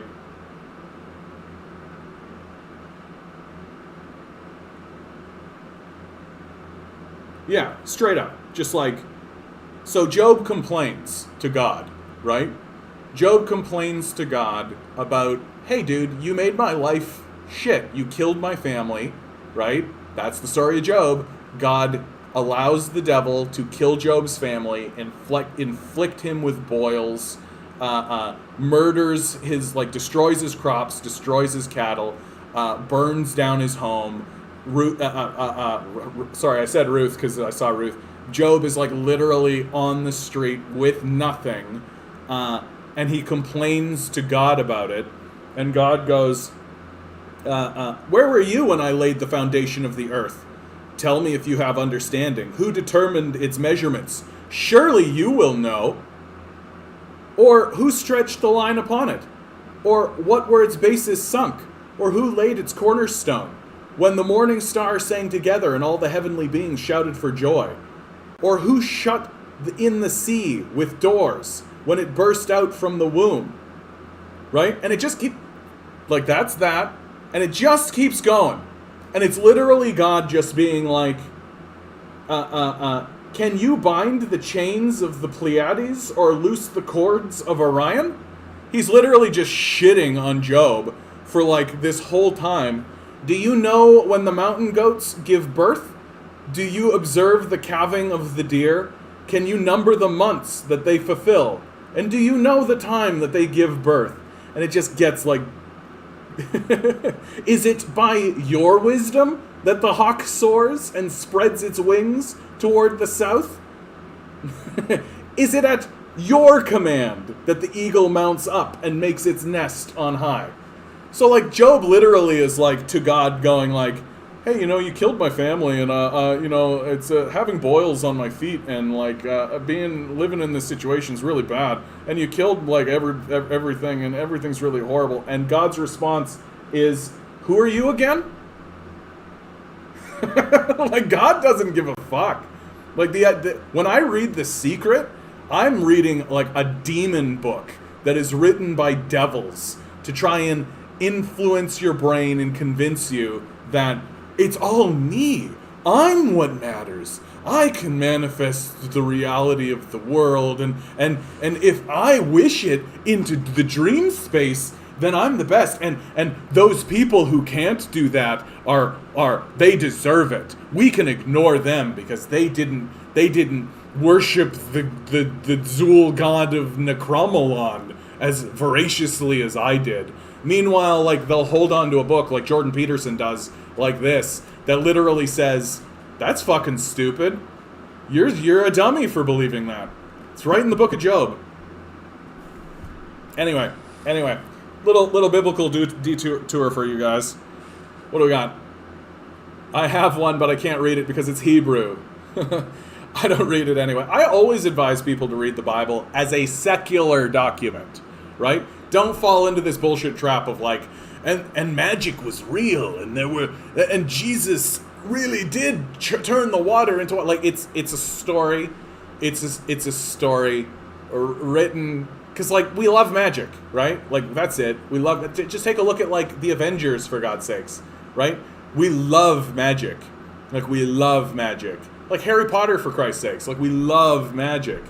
And if you read the Bible as you would read, like, any book that had magic in it, it's got some shit to say. It'll lay some shit out for you in some serious ways. And then you can it starts to connect to other things that exist in your life. And the best, my absolute favorite thing after you like read the Bible and like if you actually like let it be in you, the best is when people who profess to actually know anything about the Bible say things that directly contravene it. Like, and I don't mean like, well, under this interpretation, right? I literally mean like they will say things that Jesus Christ himself would like pull out the whip and be like, you want to say that to my face again? Right?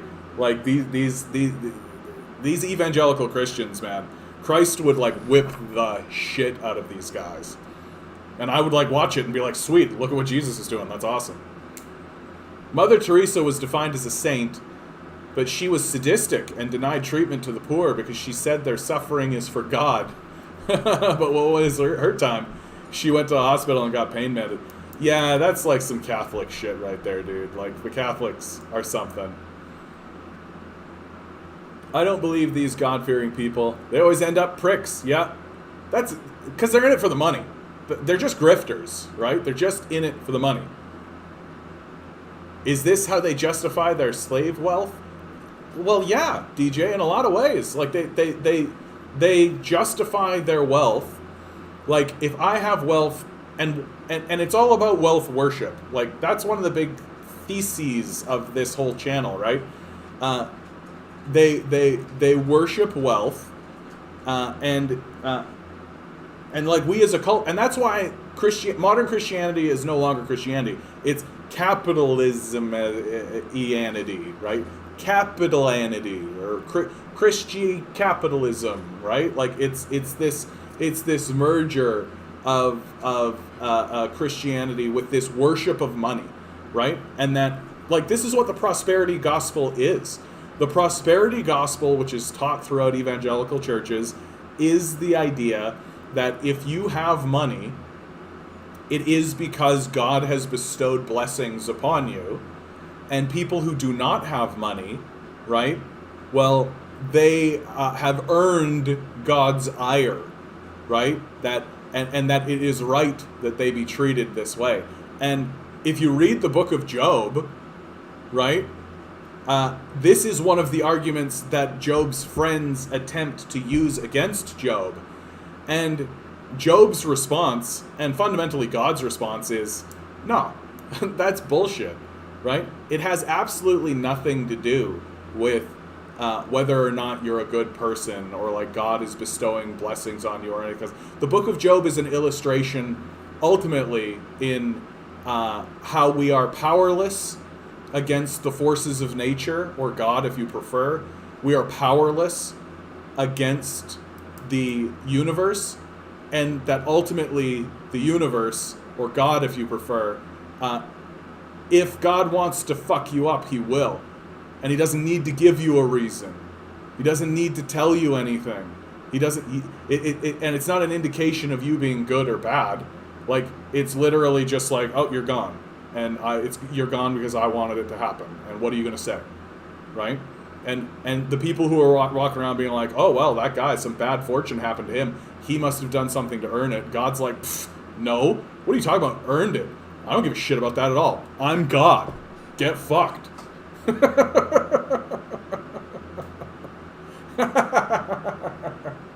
The Old Testament God was a super badass dude. Like, he would like lay out some crazy shit on people. There are some passages I was reading recently in I believe it's is it Elijah or Elisha?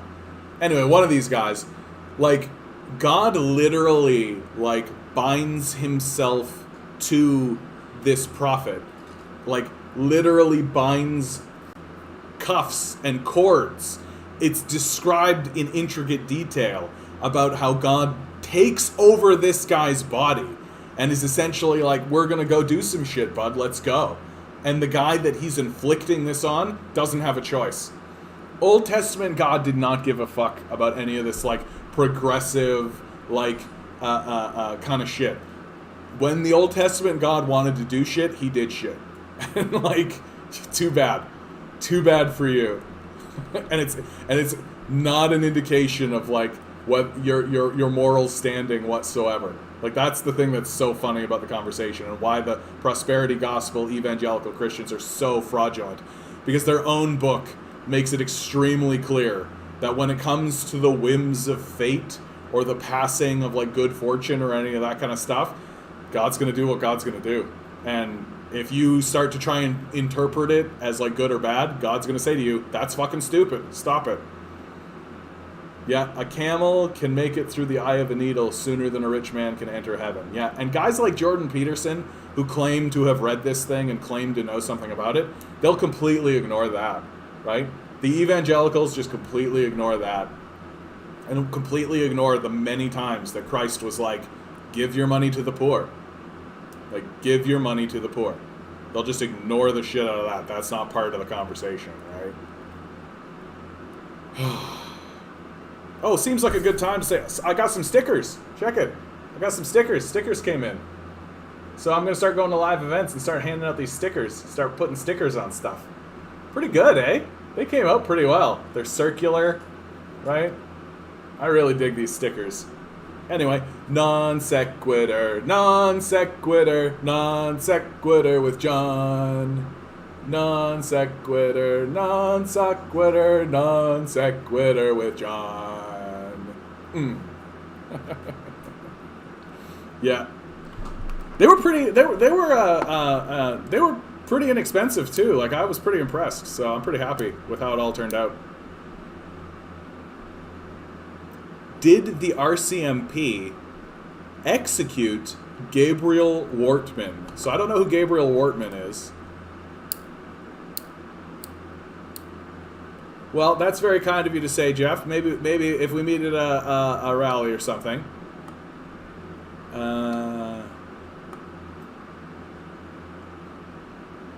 Who is this guy? Gabriel Wortman. Are you going to tell me who this guy is? Wortman wasn't wearing the same clothing, according to the Thin Blue. Okay. I don't actually know anything about this, and I don't want to spend all my time reading about it. Two highly experienced police officers who reviewed the shootings each voiced their concerns about what happened. It appears the Mounties made no attempt to arrest him, said a former high-ranking Mountie. They appeared to know exactly who he was when they pulled up, and they simply executed him. Who is this guy?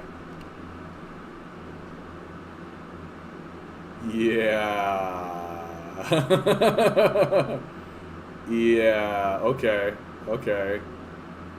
Gabriel Wortman. Gabriel Wortman.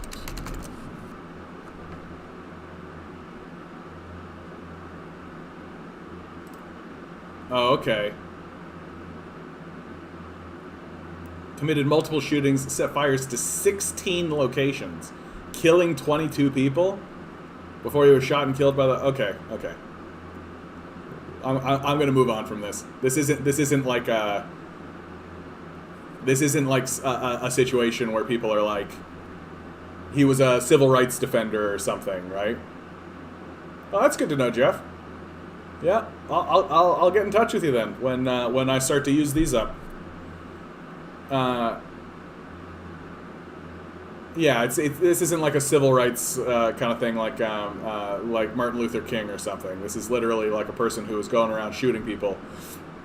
Like, I don't know, if I'm the police, if I'm the RCMP in this, and I'm seeing a guy who's like going on a shooting spree, right? Am I gonna wait until he pulls the gun out and shoots at me first, or am I gonna just assume that the guy who has killed 22 people already and has also set fires and like this guy, it sounds to me like this guy was a fucking like menace. Sounds to me like this guy was like a dangerous menace who was on like a postal killing spree, right? Like, you're telling me in 2 days this guy killed 22 people? Yeah, I gotta be honest, maybe this is a controversial take, right? Maybe this is a controversial take. But like, if my job is to be a police officer and to get this guy, am I really interested in trying to approach and do an arrest on a guy who might pull out a gun and shoot me? Right? Like, this Gabriel Wortman has to know that this shit's coming. Like, he's got to know. He's killed 22 people. Like, he's got to know. Like, so I see an article like this, and I'm kind of like, I mean, yeah, like, how incentivized are the police to like roll up and be like, hey there, you're under arrest. Get down on the ground, man. Like, this guy's gonna pull a gun and they're gonna start shooting. Like, just so they decided to waste him.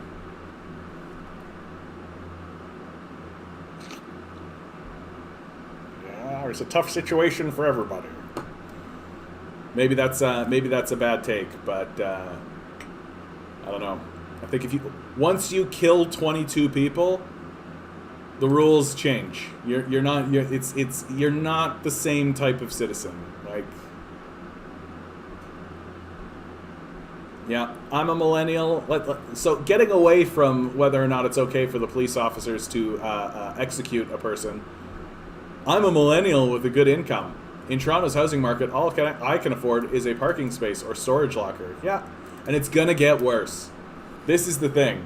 Because idiots like Julie Dvorshin or Dvorovic or whatever her stupid last name is are literally like, this is a top priority. We are definitely taking this seriously. And lots of people are going to be like, oh, the liberals are saying that they're actually going to take it seriously.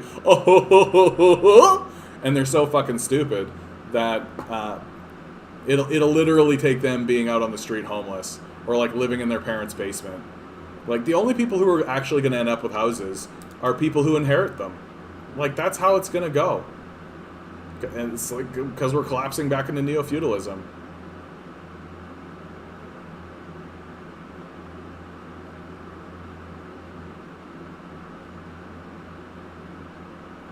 Canada-US border restrictions will be loosened first for those who are fully vaccinated. Yeah. The numbers are dropping, eh? We're below 500 now, which is good. Which is good. I super hope we don't just, like, immediately start to immediately be like, oh, let's get back to normal, right? Capitalism. Jeff Bezos, when he realizes that space travel was invented by the Soviet Union. Yeah. This is my favorite when people say, like, capitalism is the best innovator and all this. I'm just like, what are you talking about? Like, the Soviets were the first into space, right? Like, computers were created by government programs, right? Like, government subsidies and government programs created computers. But no, Bill Gates, he's such a genius. Like, yeah.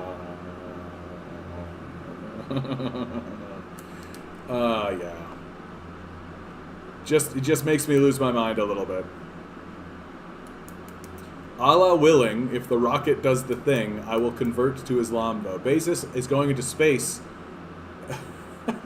Bezos is going into space so he can find out what it's like to piss in a bottle. It's called solidarity. That's so funny, man. Yeah, they want to open the borders. For sure. Well, if it was up to the capitalists, like if the capitalists felt like they could get away with it, they wouldn't have ever shut down. They wouldn't have passed anything, right? They wouldn't have done anything.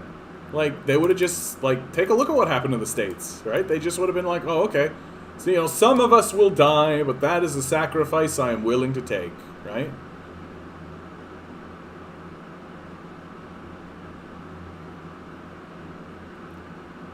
Yeah, the Western narrative on Xinjiang is actively harming China's Uyghur population by encouraging companies to avoid employing Uyghurs. Yeah, that's exactly what it's doing. And, like, and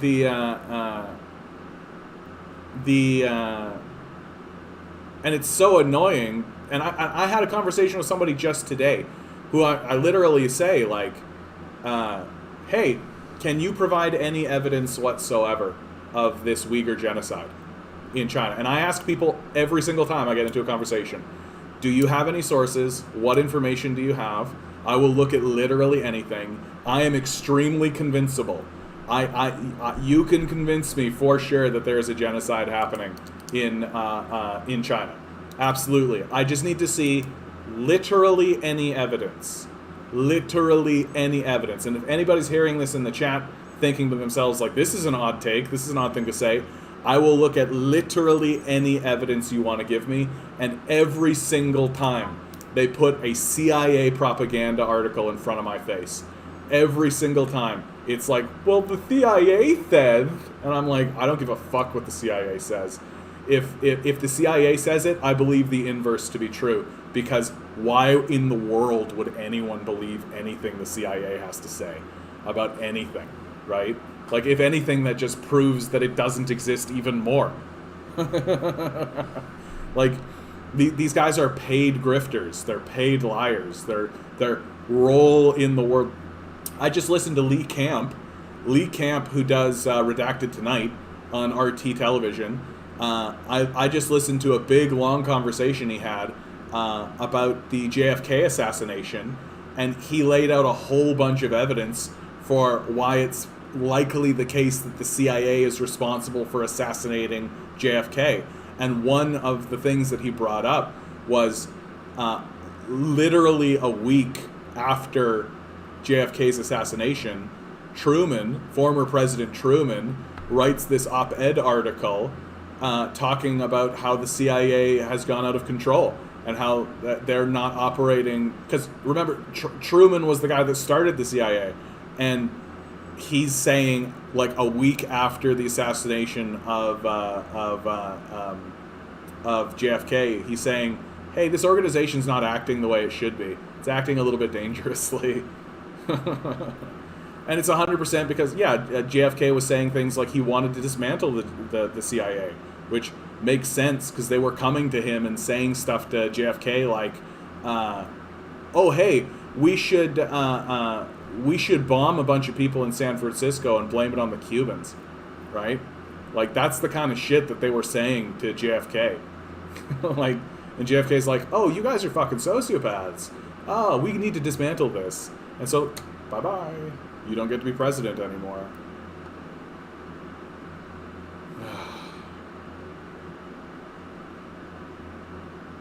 Yep, Sir John A. statue to be removed from downtown Picton. Glad to see that this is spreading around, right? Like, while the Jordan Petersons and Rex Murphys of the world whinge about it, we're literally like, we're not that proud of the enslavement of minority groups and the genocide of the First Nations people. Like, we're not really that proud of it, and we're not really that happy about a culture that did that. We would prefer to not be engaging in a culture that did that. I think we would like to create our own culture, one that doesn't include things like genocide and slavery.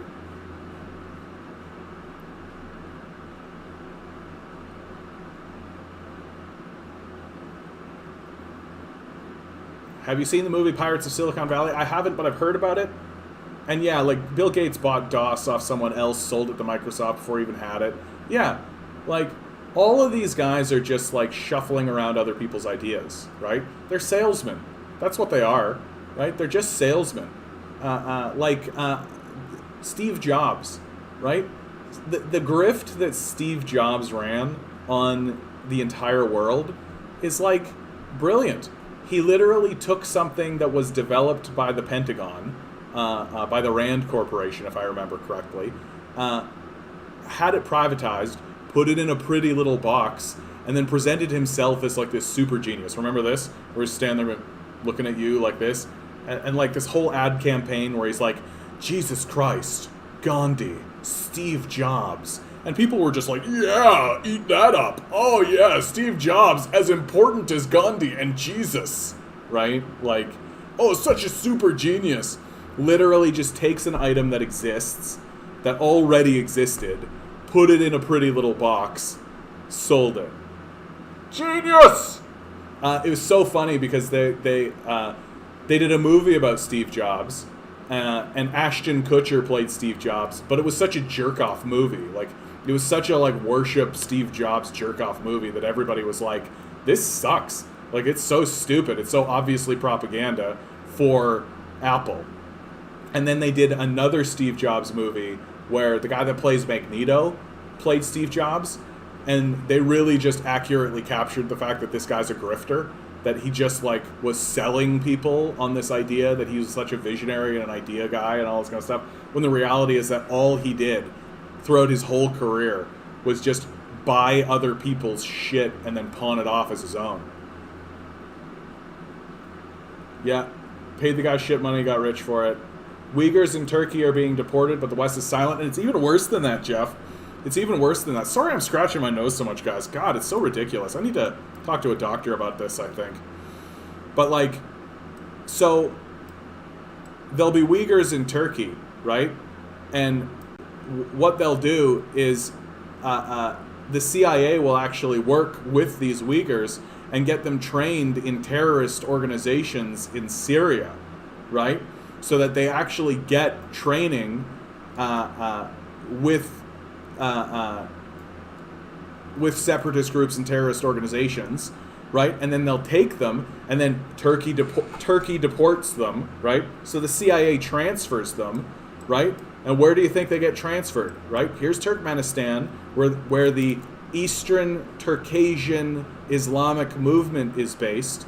They want to turn this into, they want to turn Xinjiang into East Turkmenistan, right? They want to separate this from China. And how are they doing that? By taking the people who are going from Turkey, being trained in Syria, sending them over to Turkmenistan, and then funneling them through Afghanistan, through this corridor right here, plopping them into Xinjiang, and then having them go into the Belt and Road Initiative with machetes and kill a bunch of people, right? That's the pipeline. That's the process. It's because you knows what's up, dude. I want to hate it, but I don't. I actually really love that. And so, anyway, that's the long kind of thing about what's going on there, Jeff. Is like, sure, Turkey is deporting these, like, terrorist people, right? Like, because the CIA gathers them up and gets them trained in Syria. And then they end up in Turkmenistan, funneled through Afghanistan into China, where then the Chinese will capture some of these guys, right? And we have interviews with some of these Uyghurs, and these guys are saying things like, I will die for Allah. My job is to murder as many people as I can. And if I need to put on a suicide vest and blow myself up to do it, I will. They're being very open and expressive about this. And then, so you take those guys who have gone through this pipeline, which is fully supported by the CIA, and you take those guys and then you put them in a jail cell or a correctional facility, and fucking it's a genocide. Oh, okay. You heard it was the sugar lobby? The sugar lobby assassinated JFK? The sugar lobby. Oh, those not so sweet now, are you, sugar lobby? Xerox, a fax place, made the mouse, yeah, and they thought it was shit and wanted to throw it out, and Steve Jobs and Bill Gates went to learn about it. Yeah, if you check your program files on the computer, you see Xerox. Well, they did on older operating systems. Yeah, and I mean, like, something that can be said about people like Gates and Jobs is that I do think that they did pretty well at, like, taking a lot of things that existed, right, and then putting them all together, right? So, like, like the mouse exists, right, and then the DOS operating system exists, and Monitor exists, and all this, and, like, so they put it all together in a package, but they didn't really, like, invent anything. Anyway. And, like, all of that, though, is, like, based completely on, like, government funding and, like, the government creating all of this stuff in the first place. And then a salesman comes along. And what's so funny is that if you look back through our history, that's exactly the same thing that Edison did, right? Like, all of these capitalists have always operated in this way. That Edison just, like, bought people's inventions or stole them in many cases, right? Like, and yet we're supposed to be like, Thomas Edison, what a genius. It's like, not really.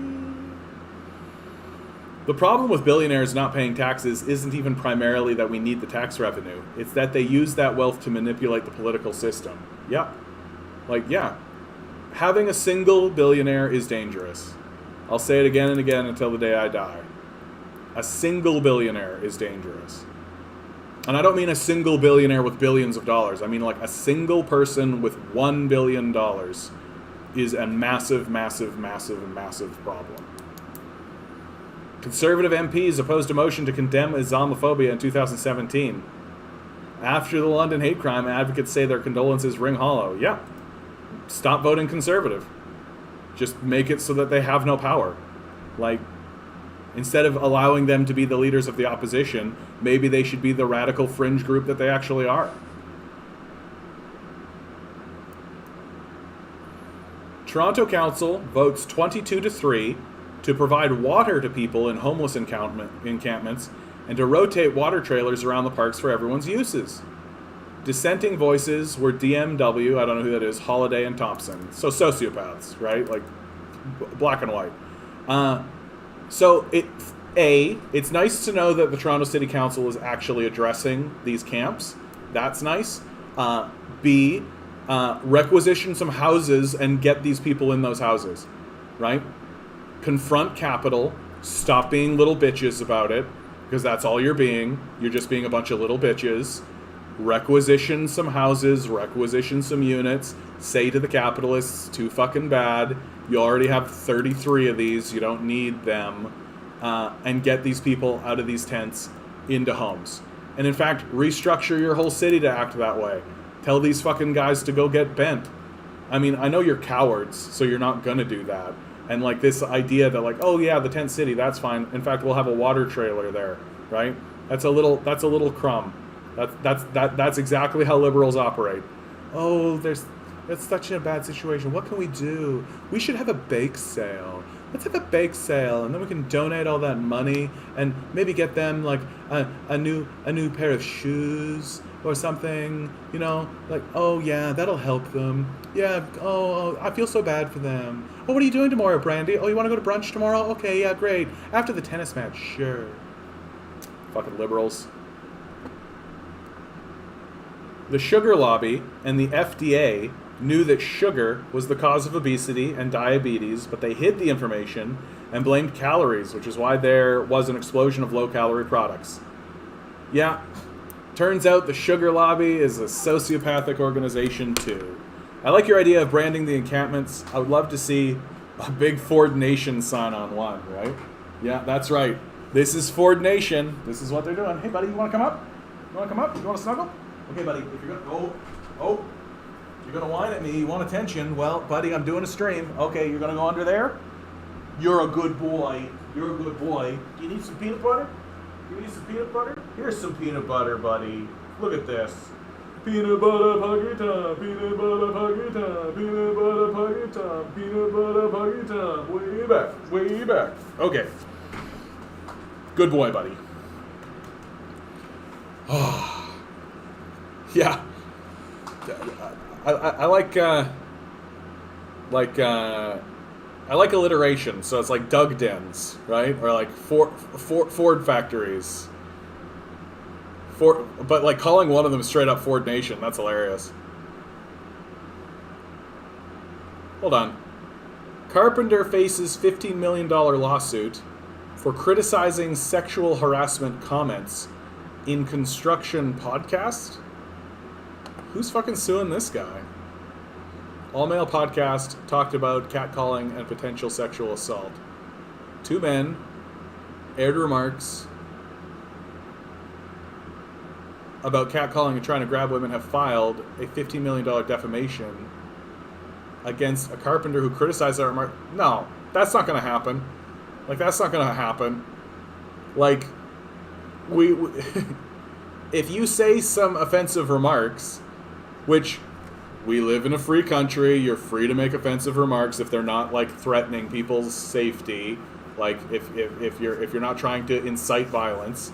Although one might argue that saying that you're trying to grab women is an incitement to violence, but okay, fine. And if somebody turns around and then says, hey, that's shitty, right? Too bad for you. Too bad. I hope this gets thrown out. I hope these two guys get completely embarrassed. Manny Neves and Jim Carrick. What a pair of total fucking losers. And it just really goes to show you, like, these type of guys, these type of like, just get a job, bootstrap it, right? Who are like, obviously this is the type of person they're going to be. They're just little snowflakes in the end. Like, all the guys that are walking around saying that, oh, you're just liberal snowflakes, are the most snowflakey people you'll ever meet. Guys like Jordan Peterson, guys like Ben Shapiro, right? These guys are enormous snowflakes that they cannot handle. No one is more guilty than like being fragile and white fragility than these guys. And if you walk up to them and just like poke a hole in everything they're saying, which is super easy to do, they just collapse. And you can see they get all mad and like about it because they're babies. They're just children that never grew up because they never had to. Because they've never been confronted with anything meaningful. They've never been confronted with any actual hardship in their lives. Like, and then they turn around and tell us that they know what life is about. And it's like, fuck off.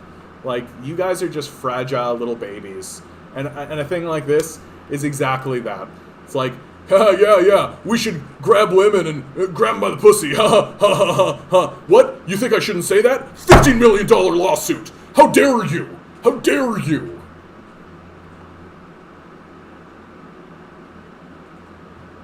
I think we have a new winner for dumbest Western media headline. Ooh, The War Zone. China's dismantling of CIA spy ring highlights growing dystopian-like surveillance state.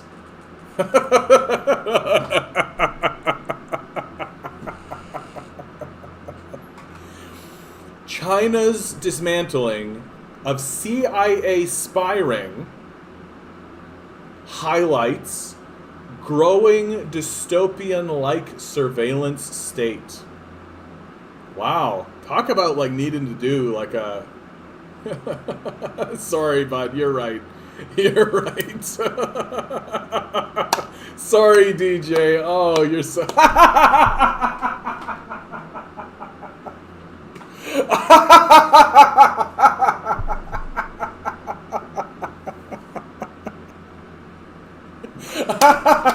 Yay!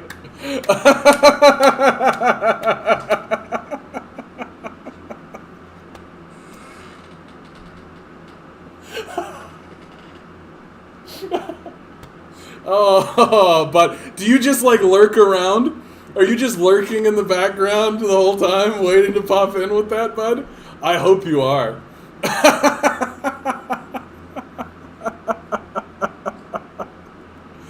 Oh, bless you, bud. That made my day. That made my day. That's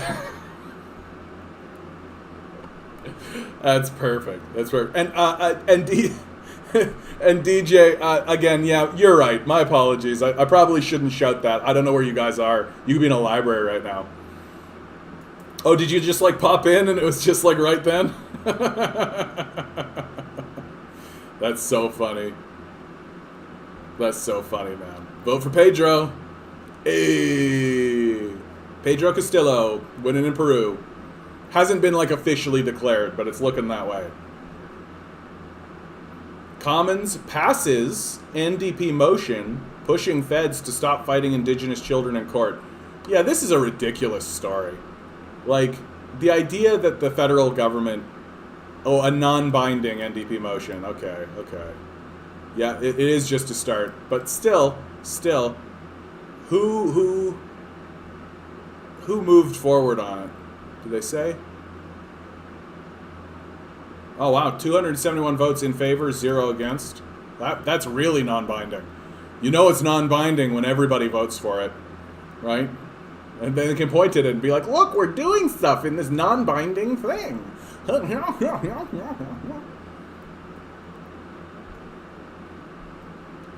Well, DJ, maybe I want them to start asking you what you're watching so that you can be like, oh, it's this handsome, debonair communist. That's not that big a deal, Jeff, honestly. Like, especially on these sorts of motions, which again, are completely non-binding. Like, it's not... Yeah, you know it's getting bad when, like, conservative leader Aaron O'Toole sends a letter calling for a comprehensive plan. Like, This, in my view, is completely necessary. Like, if we want to be, if we want to seriously deal with some serious shit in our country, like, we gotta know what the scale of this is. And there are people, because there are people in our country that still, they just don't buy into this nonsense. Like, sorry, not nonsense, but that's what they would say, that I don't buy into this nonsense, right? And it's like, really? Like, how many mass graves are we going to have to uncover before you start to take it seriously? And the answer currently is more than one, right? Like, how many mass graves is it going to take before people start actually saying Canada has a history of systemic racism and is currently systemically racist? How many mass graves is that going to take? And the answer is currently more than one. Ugh.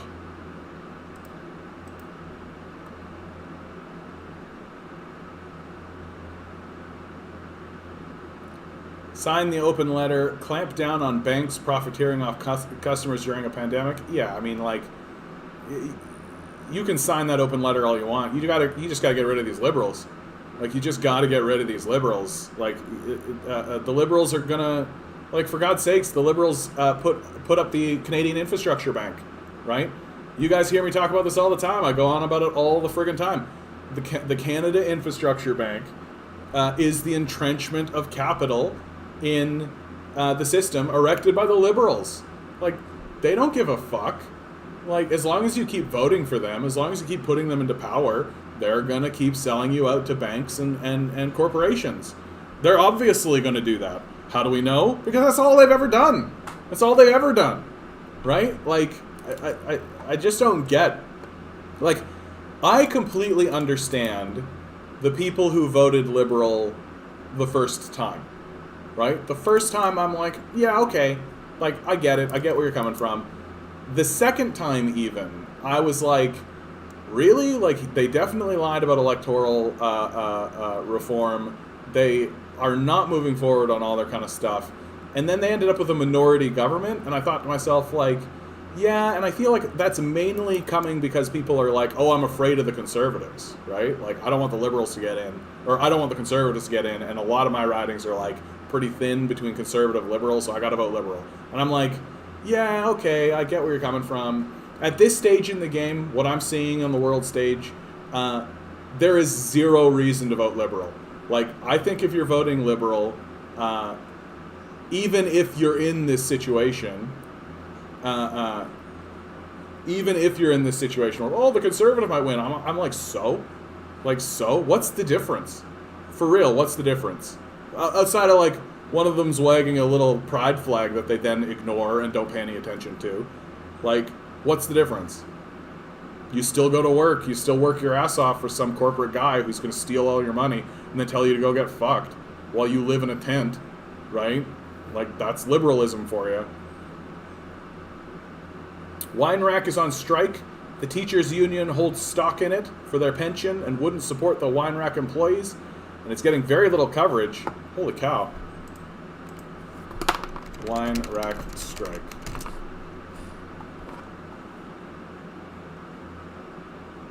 Well, how about that?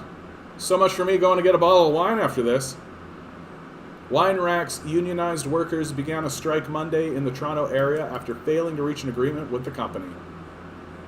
Members of the Service Employees International Union, they say the company has refused to respect seniority in implementing the shift scheduling. That it's got to be more than that. Like, I hate this. I hate these articles. Like, they are working so hard to not tell me what's happening. Like, it can't simply be that they're like, oh, you're not scheduling by seniority. Like, you don't end up on strike over that, right? Like, what's the strike about? Like, what are the positions? And the reason why they never actually tell us is because if we actually saw what they were fighting for, like, 99 times out of 100, we 100%. Well, yeah, for sure. What's it about, dude? Like, I want to know, because, like, they're not telling us. They never tell us. Like, these journalists,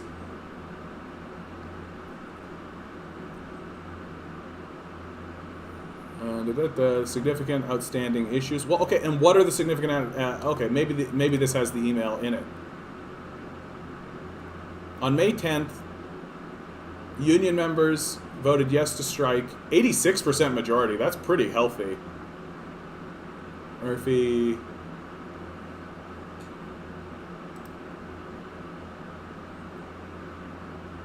Okay. I don't want to turn the stream into like me looking, doing research. So I'll keep this open. I'll do some research. Maybe tap back.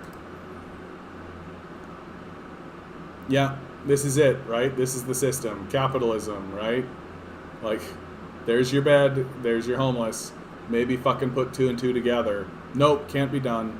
Gotta keep these houses empty, right? For billionaires. Oh, did it actually happen? Pedro actually won? Is this pre Your video is processing. Oh, okay. So that's pretty fresh. But like yeah, he should win, right? Which is actually like, again, pretty big deal, right? Like if Peru wins and puts in a leftist government, that means that Venezuela has a leftist government, Bolivia does, Peru, Chile, I believe Argentina, although don't quote me on this, Paraguay, and Brazil's got an election coming up, and given what's happened with Lula could actually strike and defeat the fascist Bolsonaro here in Brazil. Like, if all of this goes left, crazy times are coming in South America, man. Pleas from business to reopen Canada-U.S. border grow louder. Not surprising. Not surprising. Yeah, construction podcasters dropping. Look at that turnaround. Look at that turnaround. What was that, like 15 minutes? 15 minutes ago, it was like construction podcasters laying lawsuit against Carpenter. And now it's like they're dropping that lawsuit. Yeah, did somebody stand up and point out that it would be ridiculous? That they would get shamed and embarrassed and everybody would know that they are flamingly stupid morons for even laying the lawsuit in the first place? These gigantic, enormous idiots who literally are angry that someone would criticize them for their comments about grabbing women on the street. How dare people point out that we shouldn't be able to grab women in the street? Like, shut the fuck up. What a pair of dumb idiots. Ugh. Information should be free. Article about income inequality. Same article behind a paywall.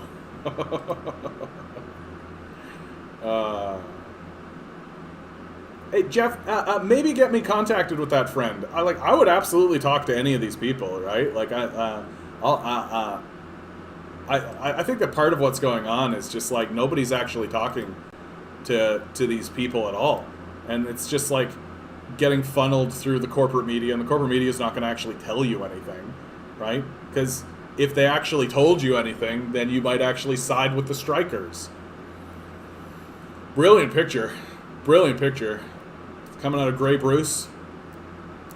So one thing I really love about our Ontario, man, they really do, like, upvote and take pride in the beauty of nature and pictures. I got this one friend on my Facebook feed. I don't go on Facebook very often. And the only reason I still have a Facebook profile at all is because my mom is on Facebook. So I'm like, yeah, stay in touch with my mom.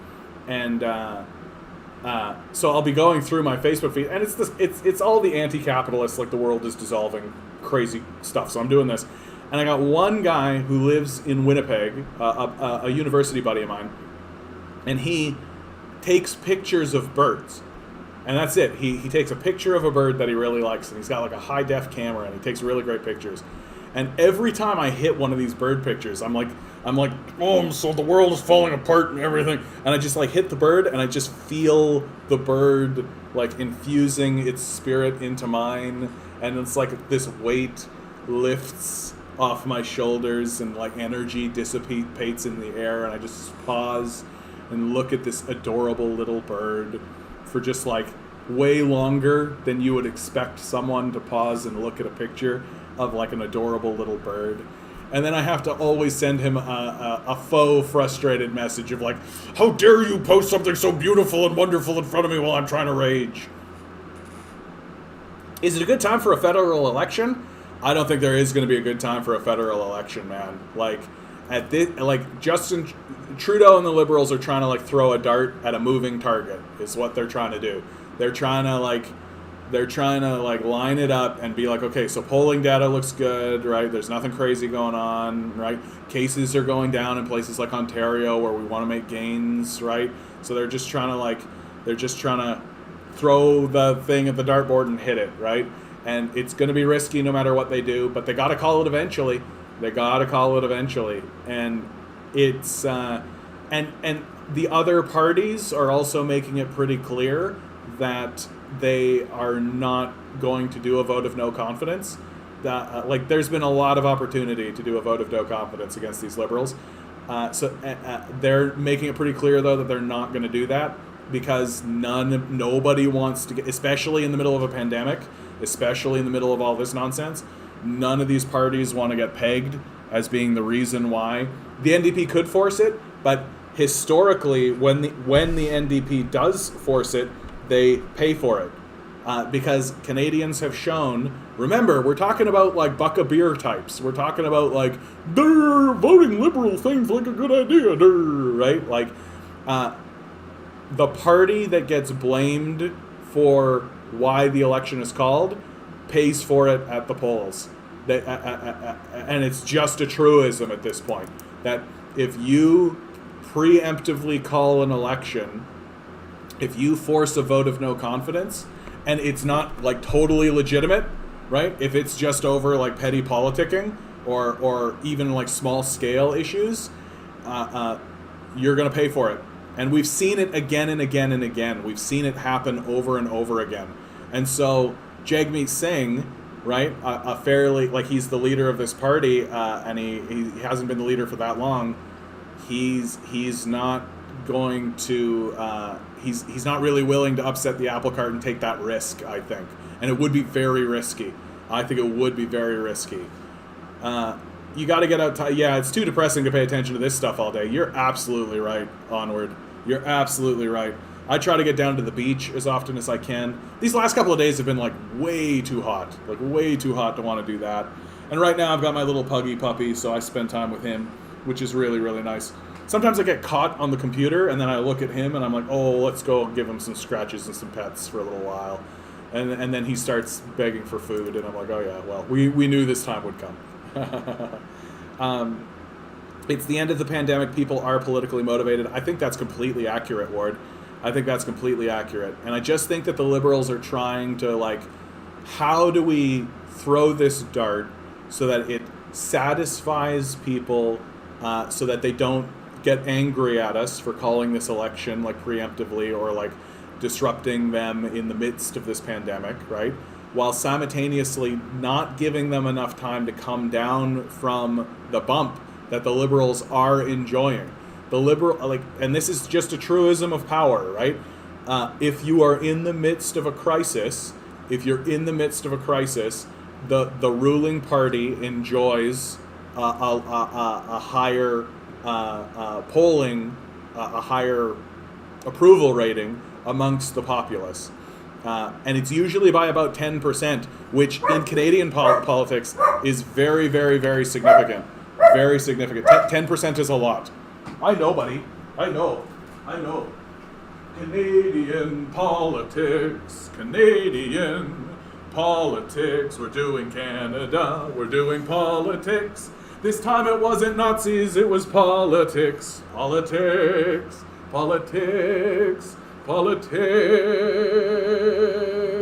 We're doing Canada politics with Milo Pug. Mwah. There's a good boy, buddy. Down you go. Thanks for tolerating that, my little guy. What a little sweetheart he is, eh?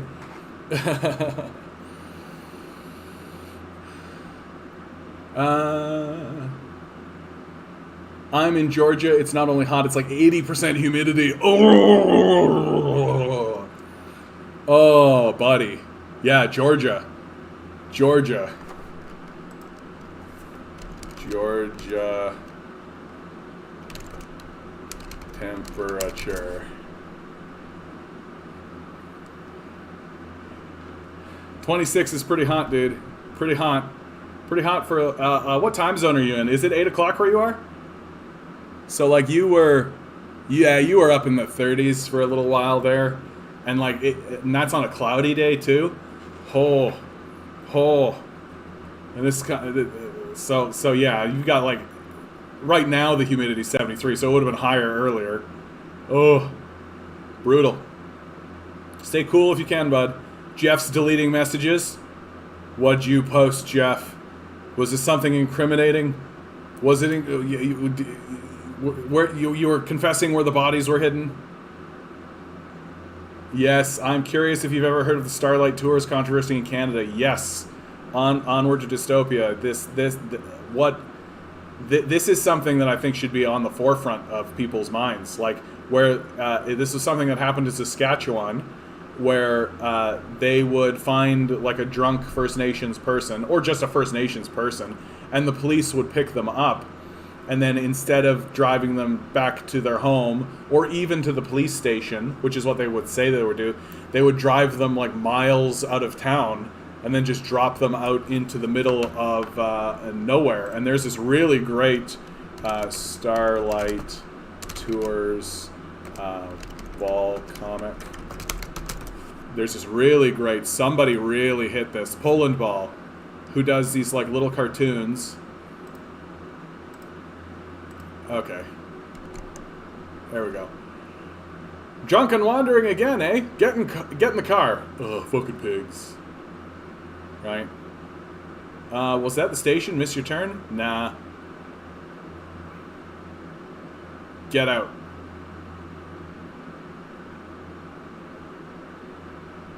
And that's exactly what happened.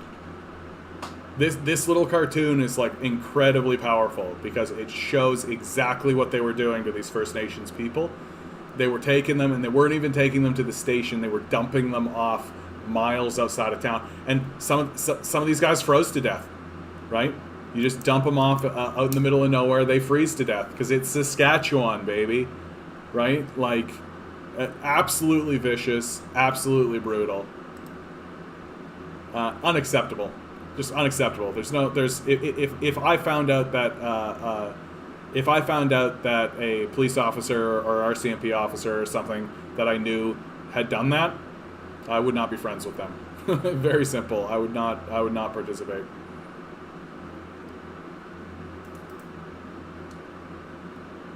Well, yeah, I was wondering how well known the Starlight Tours thing was in Canada. Not as well known as you'd think. Like, the residential school system even is itself not that well known, right? Like people are only just kind of coming to grips with it, and like the revelation that there's like a mass grave. Like there are communities here in Canada who are blown away by that, right? That like for goodness sakes, Aaron O'Toole, the conservative leader, like 6 months ago was saying that the residential schools started as an education program and just kind of turned bad, right? Which is false on the face of it. And and so the revelation that there's a mass grave of like 215 kids in the backyard of like a Kamloops school, it's blowing some people away. It's blowing some people away. I have talked to people. Like, I talk to people about that. I'll say, like, because of this Rex Murphy stuff, I'll be like, yeah, Canada is a systemically racist country. And people are like, no. And then I'll, like, show them an article about this. And they'll be like, what? Like, and you can see that it's, like, blowing their minds. Because, like, they have never been confronted with the reality of the residential school system ever. And so the Starlight Tour thing is, like, that's just kind of like a little, that's just like a penny in the jar of quarters that is the systemic racism that we have done against our fellow, humans. Oh, that's sweet of you, Jeff. You don't want to monopolize the stream. You're not monopolizing the stream. You're a beautiful voice in the stream, bud. I don't mind. I was also reading about the Highway of Tears, where like 80 indigenous women have disappeared. There was a breakthrough in this story. I don't remember who told me about this. Highway of Tears, Canada. I think that there was a breakthrough in this story recently. Did they actually?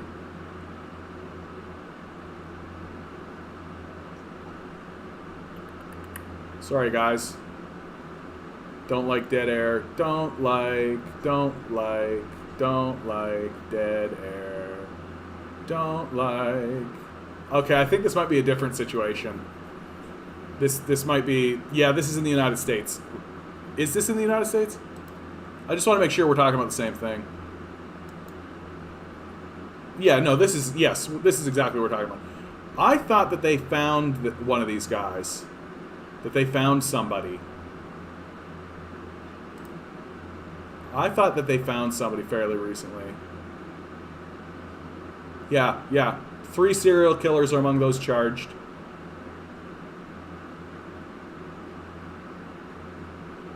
And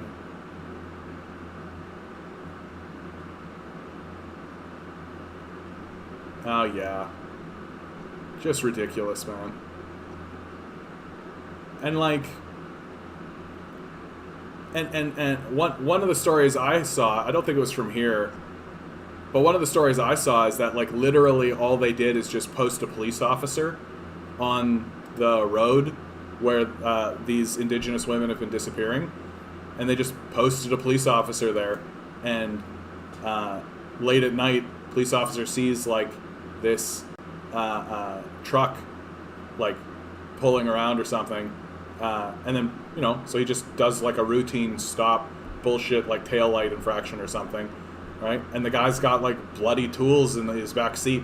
It's just like, oh, how tough was that, right? Just literally post a cop, and you catch the guy. Now it's thundering here. Maybe a little rain and cool off at least. Oh yeah, I hope so, bud. Nothing breaks it like the rain. Unless it's like a misty kind of a rain. Unless you don't get like a real rain, then it's worse. In Florida, there was the Dozier Schoolboys, which existed 1900s to 2011. They've uncovered over 50 unmarked graves. Ooh, and many survivors described horrific beatings and rapes there. Brutal. U.S. Senate finally passes a bipartisan bill to combat China's economic influence. Good luck. Good luck with that, buddy. Like, good luck with that. Like, to combat China's economic influence, how are you going to do that? How are you going to do that? You're isolated in the world, right? Like, you're isolating yourself on the world stage. The United States has set itself up to be the consumer, right? That China is the one that's making everything. We are the ones that are consuming everything. And our currency is about to collapse. Like, the dollar is about to collapse. Like, there's no combating. Like, if you were genuine about combating it, you would actually, like, create stable systems. You would actually bring back manufacturing jobs. You would actually attempt to create a society that was interested in eradicating homelessness. You would do all of these things. But, no. Not interested in that. Not interested in that.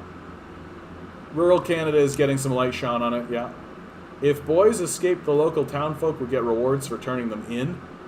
And one of the abusers was still living in the town, retired after this was exposed? What?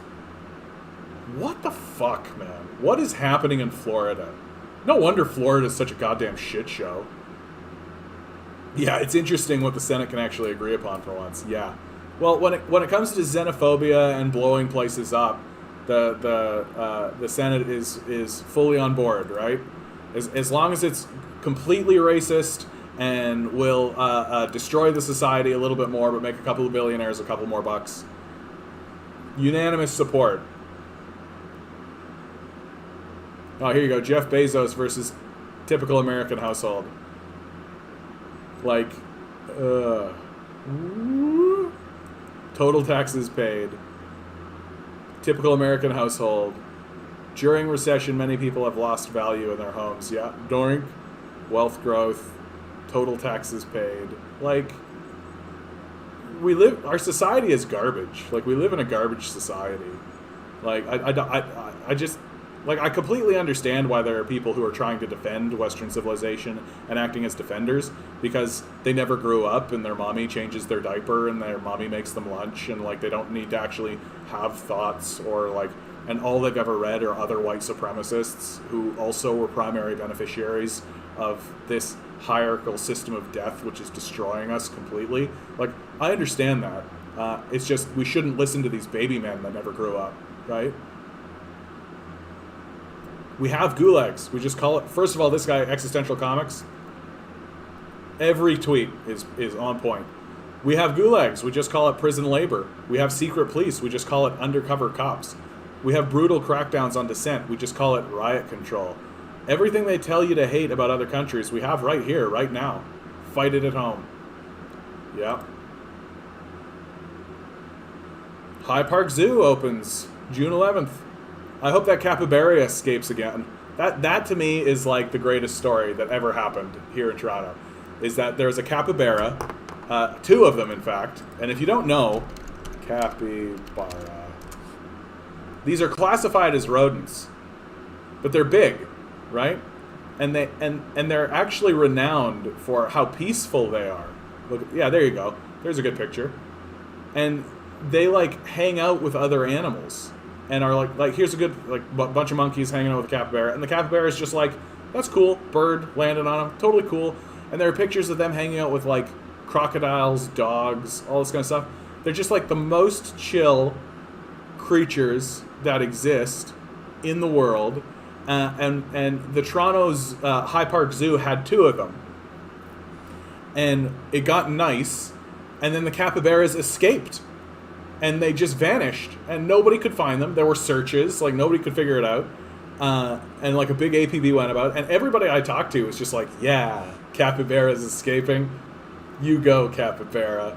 And then when the weather started to get bad again, and it started to get cold, well, the capybara just showed up at the zoo. And they're just like, hey guys, we're back.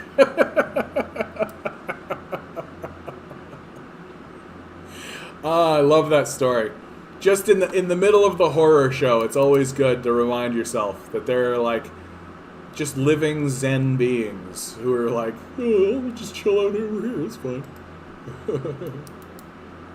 The centers of U.S. economic activity by landmass is fairly small. Well, and like, it's all in the cities, right? Like New York, Philadelphia, Boston, over on the East Coast, you get San Francisco, San Jose, Los Angeles, right? And like, you do have other places like in Texas, you got Houston and Dallas. And one of the things that's really changed what's happening here in the United States is that during the George Floyd riots, huge sections of like New York, Washington even, Philadelphia certainly, they just got like smashed up. People went around and they smashed the city up, and homelessness is spiking, like things are awful in these cities, and nobody's doing anything about it. So all the rich people are leaving, and where are they going? Texas. Just like Joe Rogan, right? Joe Rogan moved from Los Angeles.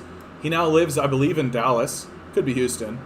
And, like, it's 100% because they don't want to deal with the homelessness. They don't want to deal with the smashed out cities, right? And so all your rich people are moving to Texas. Well, and then what do you think's going to happen?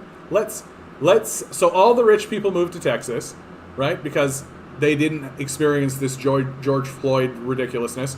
Can't imagine why that's the case, eh? Why is it that Texas didn't have the same kind of riots that everywhere else did? Guess we'll never know. And so they all moved to Texas. And then, let's say America starts taxing rich people again. Well, Texas has built into its constitution. It's like built in that at any time they can pull the trigger and just disappear. That's 100% what they're going to do, right? Oh, you're going to tax me? Bye. Like... Yep, we have to find joy in the cracks of the neoliberal Hellscape. Yeah, we got to do our best, man. And that's like reason number one I do this live stream.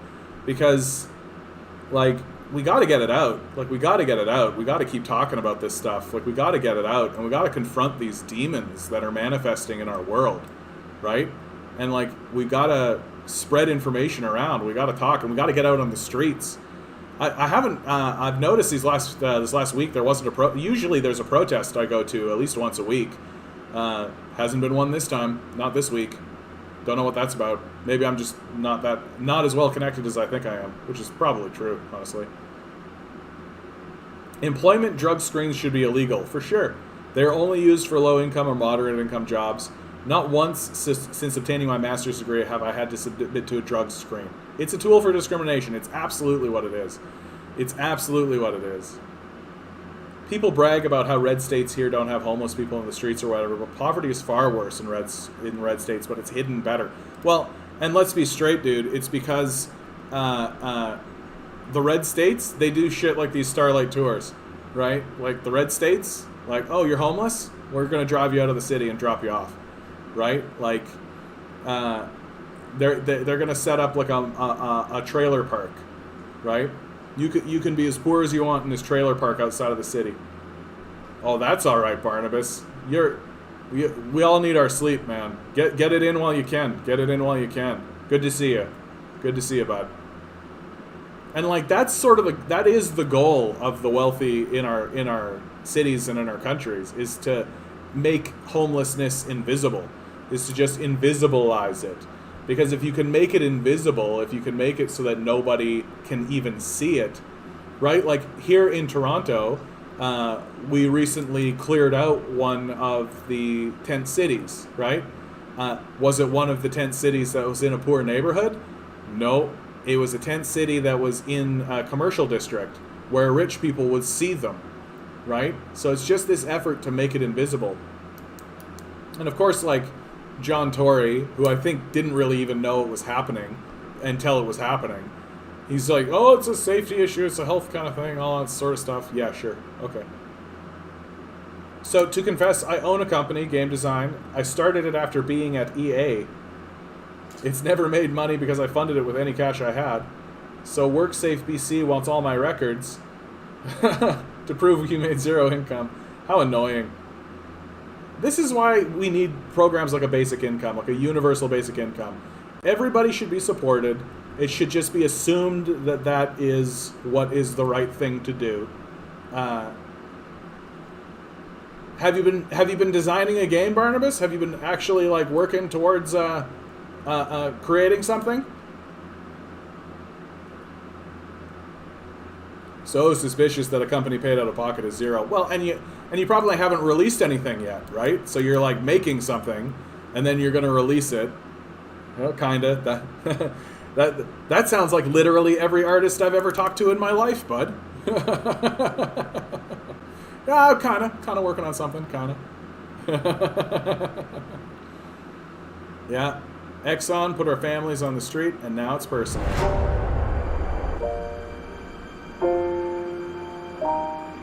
I never thought that they would lock us out. It has really hurt my heart that they have just shut the doors in so many members' faces. This is something that the company chose to do.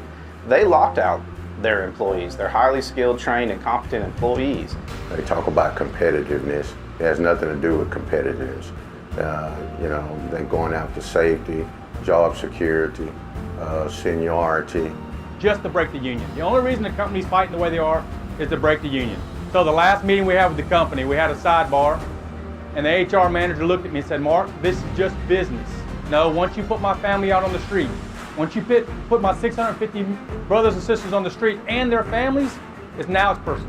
You think this company loves you and cares about your family, you are wrong. It is our job to hold them accountable. Every safety system, every scenario, everything we do, we need to hold that company accountable. Everything's been written in blood. It wasn't my grandfather or my great-grandfather, but somebody's grandparents fought to have unions. You gotta stand up and fight sooner or later. It's not a money deal. It's about the safety of my fellow people. I run through the fires for that reason, and so yes, it's a fight worth fighting, and we need to take it to them. We're just asking for a fair contract. That's all we want.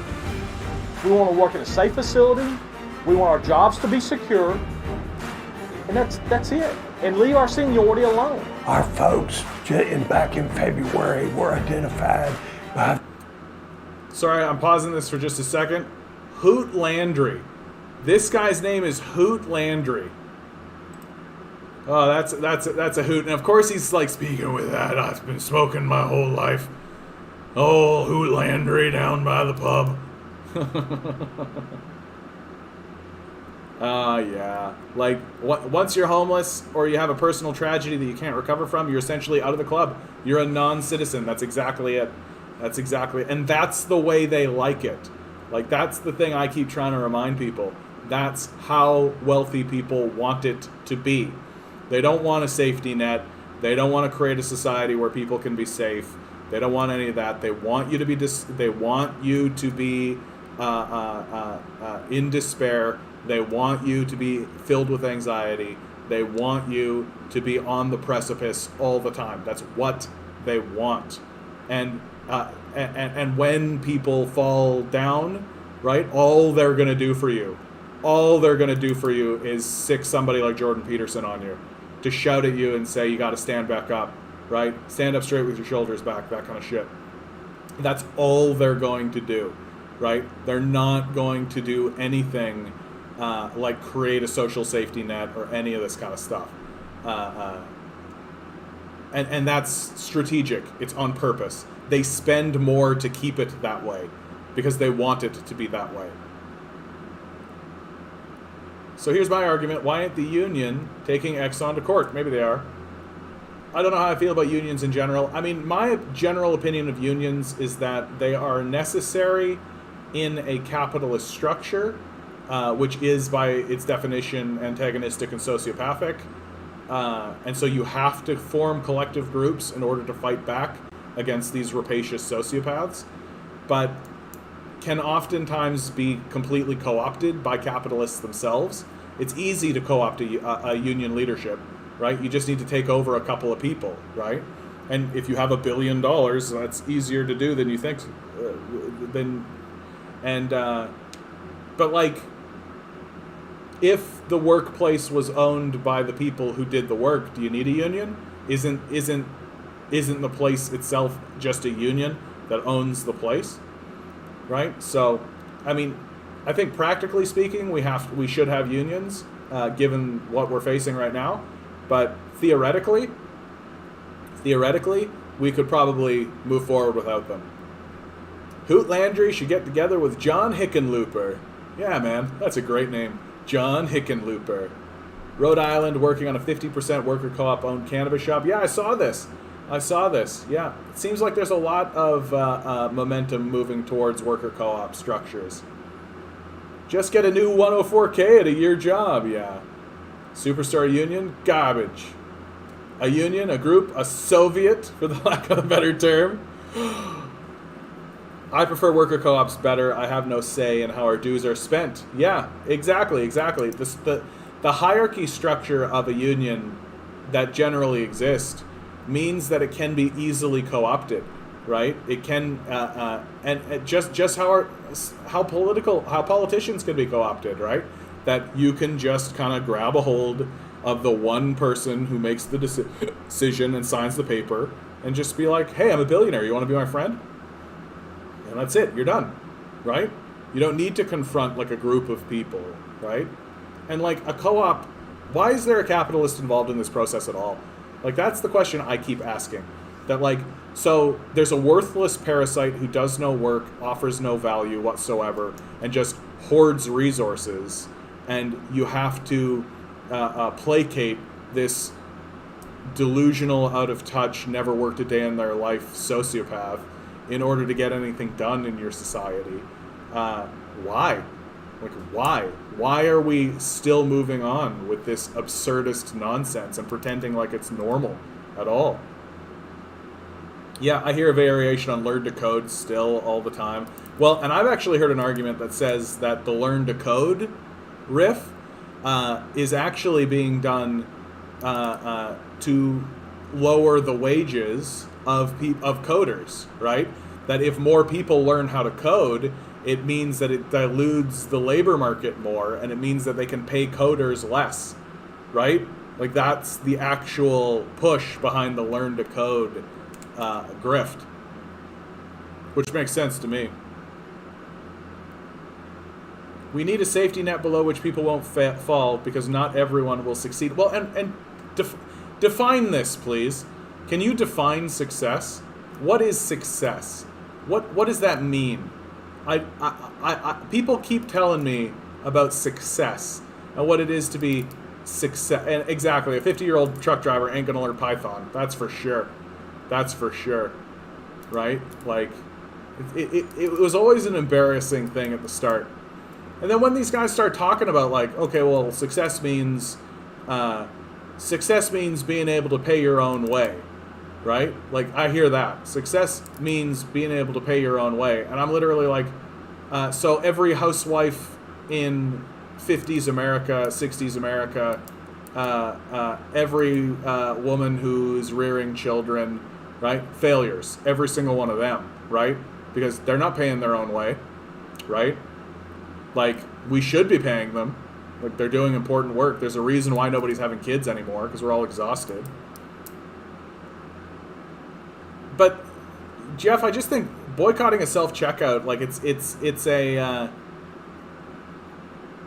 that's a never-ending, like, all of this automation stuff is coming, and that we can't stop it.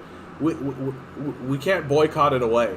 Like, we can't boycott it away. This kind of automation is taking over at, like, major, like, you're just talking about a point of interaction between the consumer and the machine, right?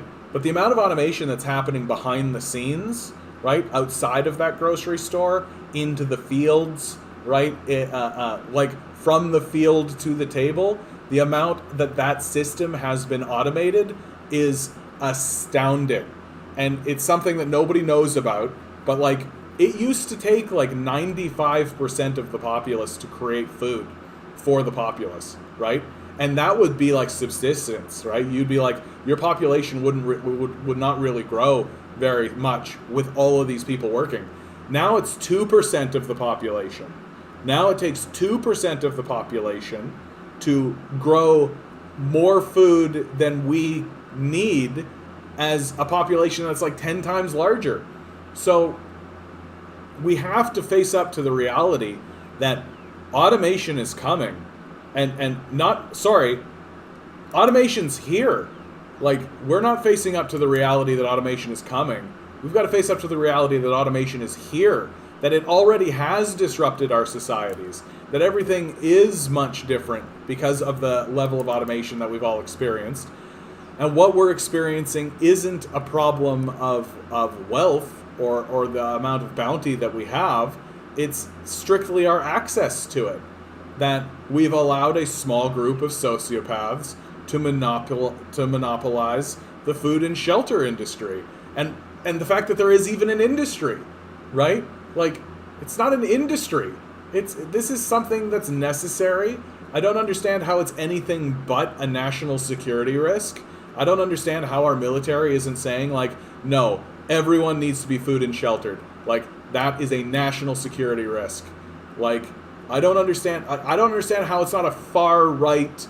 Like, how is it that the far right fascists aren't the ones standing up saying, no, everyone needs to have food and shelter, right? Like, having food and shelter seems like how is that even a political issue?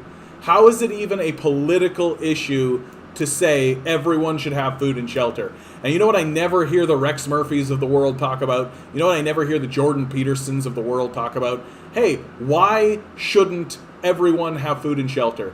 I want these guys to start standing up and explaining to everybody, why is it we don't have food and shelter? Because if Jordan Peterson started talking about why we don't have food and shelter, we'd all realize pretty fucking quick why he's the Red Skull.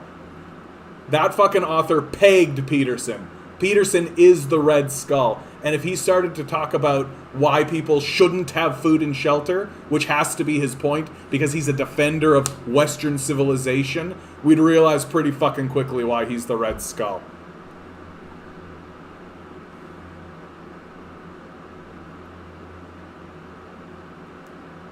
Success at this point is not being on the street. Yeah, even if you're in debt to do it. You hear Jeff Bezos wants to go to space in his own rocket? Yeah, I hope he gets stuck up there too, bud. Yeah, you know what? I have an idea. Let's take all these billionaires and fire them into space on a rocket. CBS News, Americans are dying with an average of $62,000 of debt. Hey, Free, how you doing, bud? Good to see you. Yeah, it's a humanitarian issue, not a political one, but it's been made political. It's been made political, and it's shameful.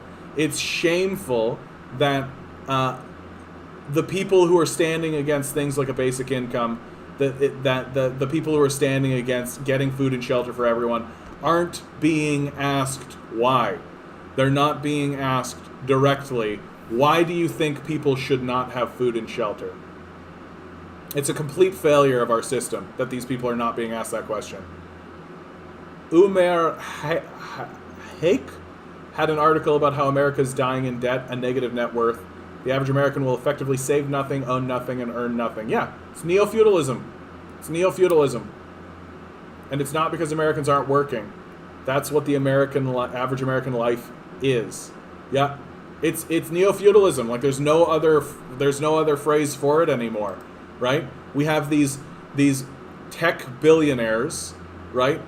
Bezos, Elon Musk, Facebook man, right? They might as well be kings. They might as well be feudal lords, right? Bill Gates is the largest farmer in North America because he's just bought up all the land, right?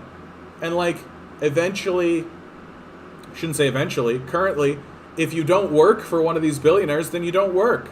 So it means the only work that will exist will be the work that these billionaires want to have happen. And no, they're not going to fund like an artistic project that points out the fragile nature of the system. No, they're absolutely never going to do that, right? They're never going to actively fund anything that operates counter to what their desires are. And because they're sociopaths, all their desires are insane. And so we are structuring our society to facilitate the insane demands of a class of sociopaths. And a big fucking surprise, the whole thing is going to come collapsing down around us. Because if you put to the billionaires, hey, do you think people should have food and shelter? The billionaires will say, nah, fuck them, they should go off and die. And that's what they're saying. That is what they're saying. And how do you know that's the case? Because the Democrats are doing fuck all. They're not trying to help anybody. They're not trying to salvage any of this. They're turning to their owners and their masters and being like, you want us to abandon these people? Very well, sir. And that's what's going to happen.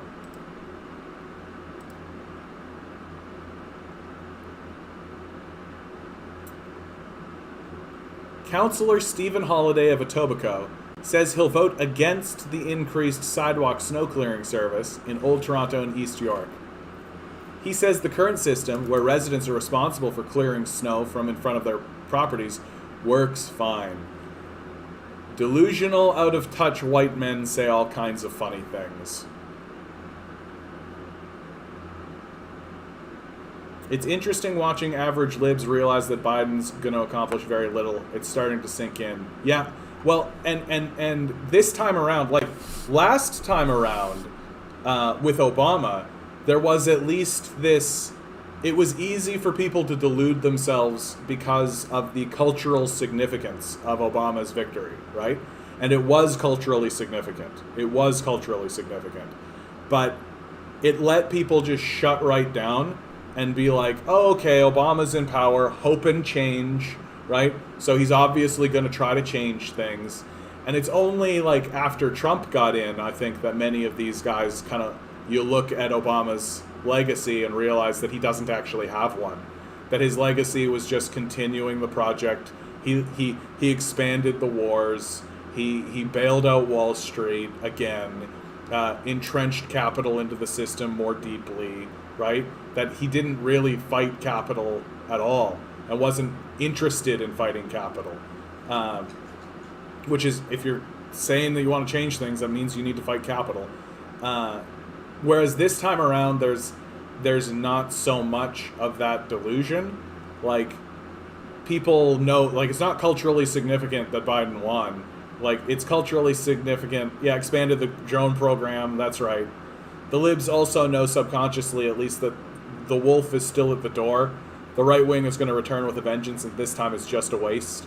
Well, and one thing that's happening as well is that people really are starting to notice that a lot of these, like, liberal types, like the blue Democrats, are just as stupid as QAnon, right? That, like, this narrative of, like, well, at least the Democrats, you know, aren't blibbity blah, at least they're not QAnon. But then you look at these blue check Democrats and you listen to what they say, and you really are like, oh, you're, like, just as conspiracy minded. What is this Russiagate stuff except, like, a massive conspiracy? So you're just as conspiracy minded.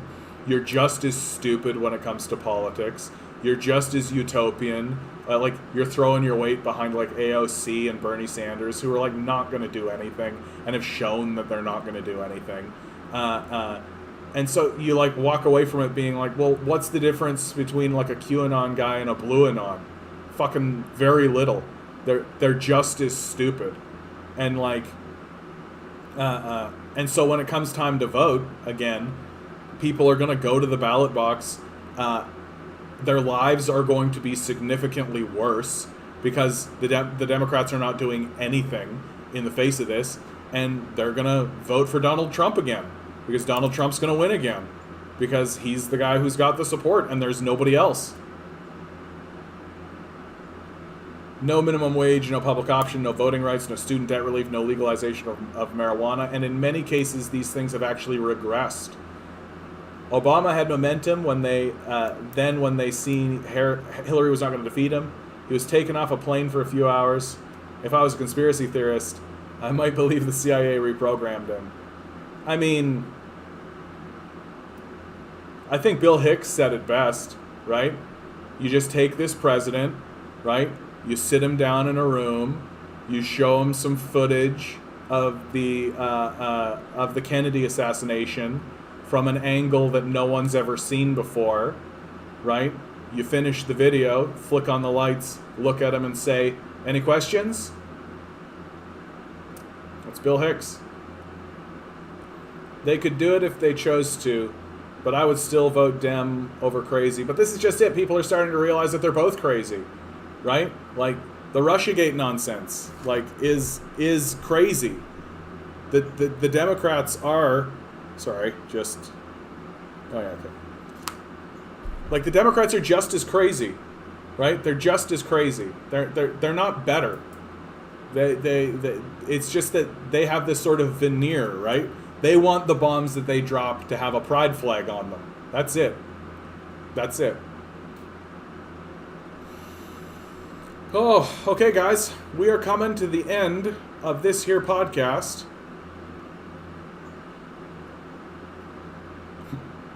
Let's see if there's one last thing we can throw in here. Nah. Yep, Sir John A. statue to be removed from downtown Picton. This sort of stuff does indicate a shifting mindset, right? And that's something to be hopeful for. I try to end these videos with a little message of hope, because we are all growing, we are all changing, we are all shifting. Please like, please share, please subscribe, do all that kind of stuff. Send $1 my way. If every one of my subscribers gave me $2, I could be paying my rent with this. I know you guys are doing really great. You guys are doing really great, and you're making good decisions for yourself. You're doing the best that you can under the circumstances that you have been put with. You're not lazy. You're not dumb. You're not you're not a degenerate. The billionaires spend billions of dollars to convince us that we are less than what we are. And as a reminder, what you are is a divine quantum being living in quantum energy. Right? Never forget it. Good luck. We're going to need it.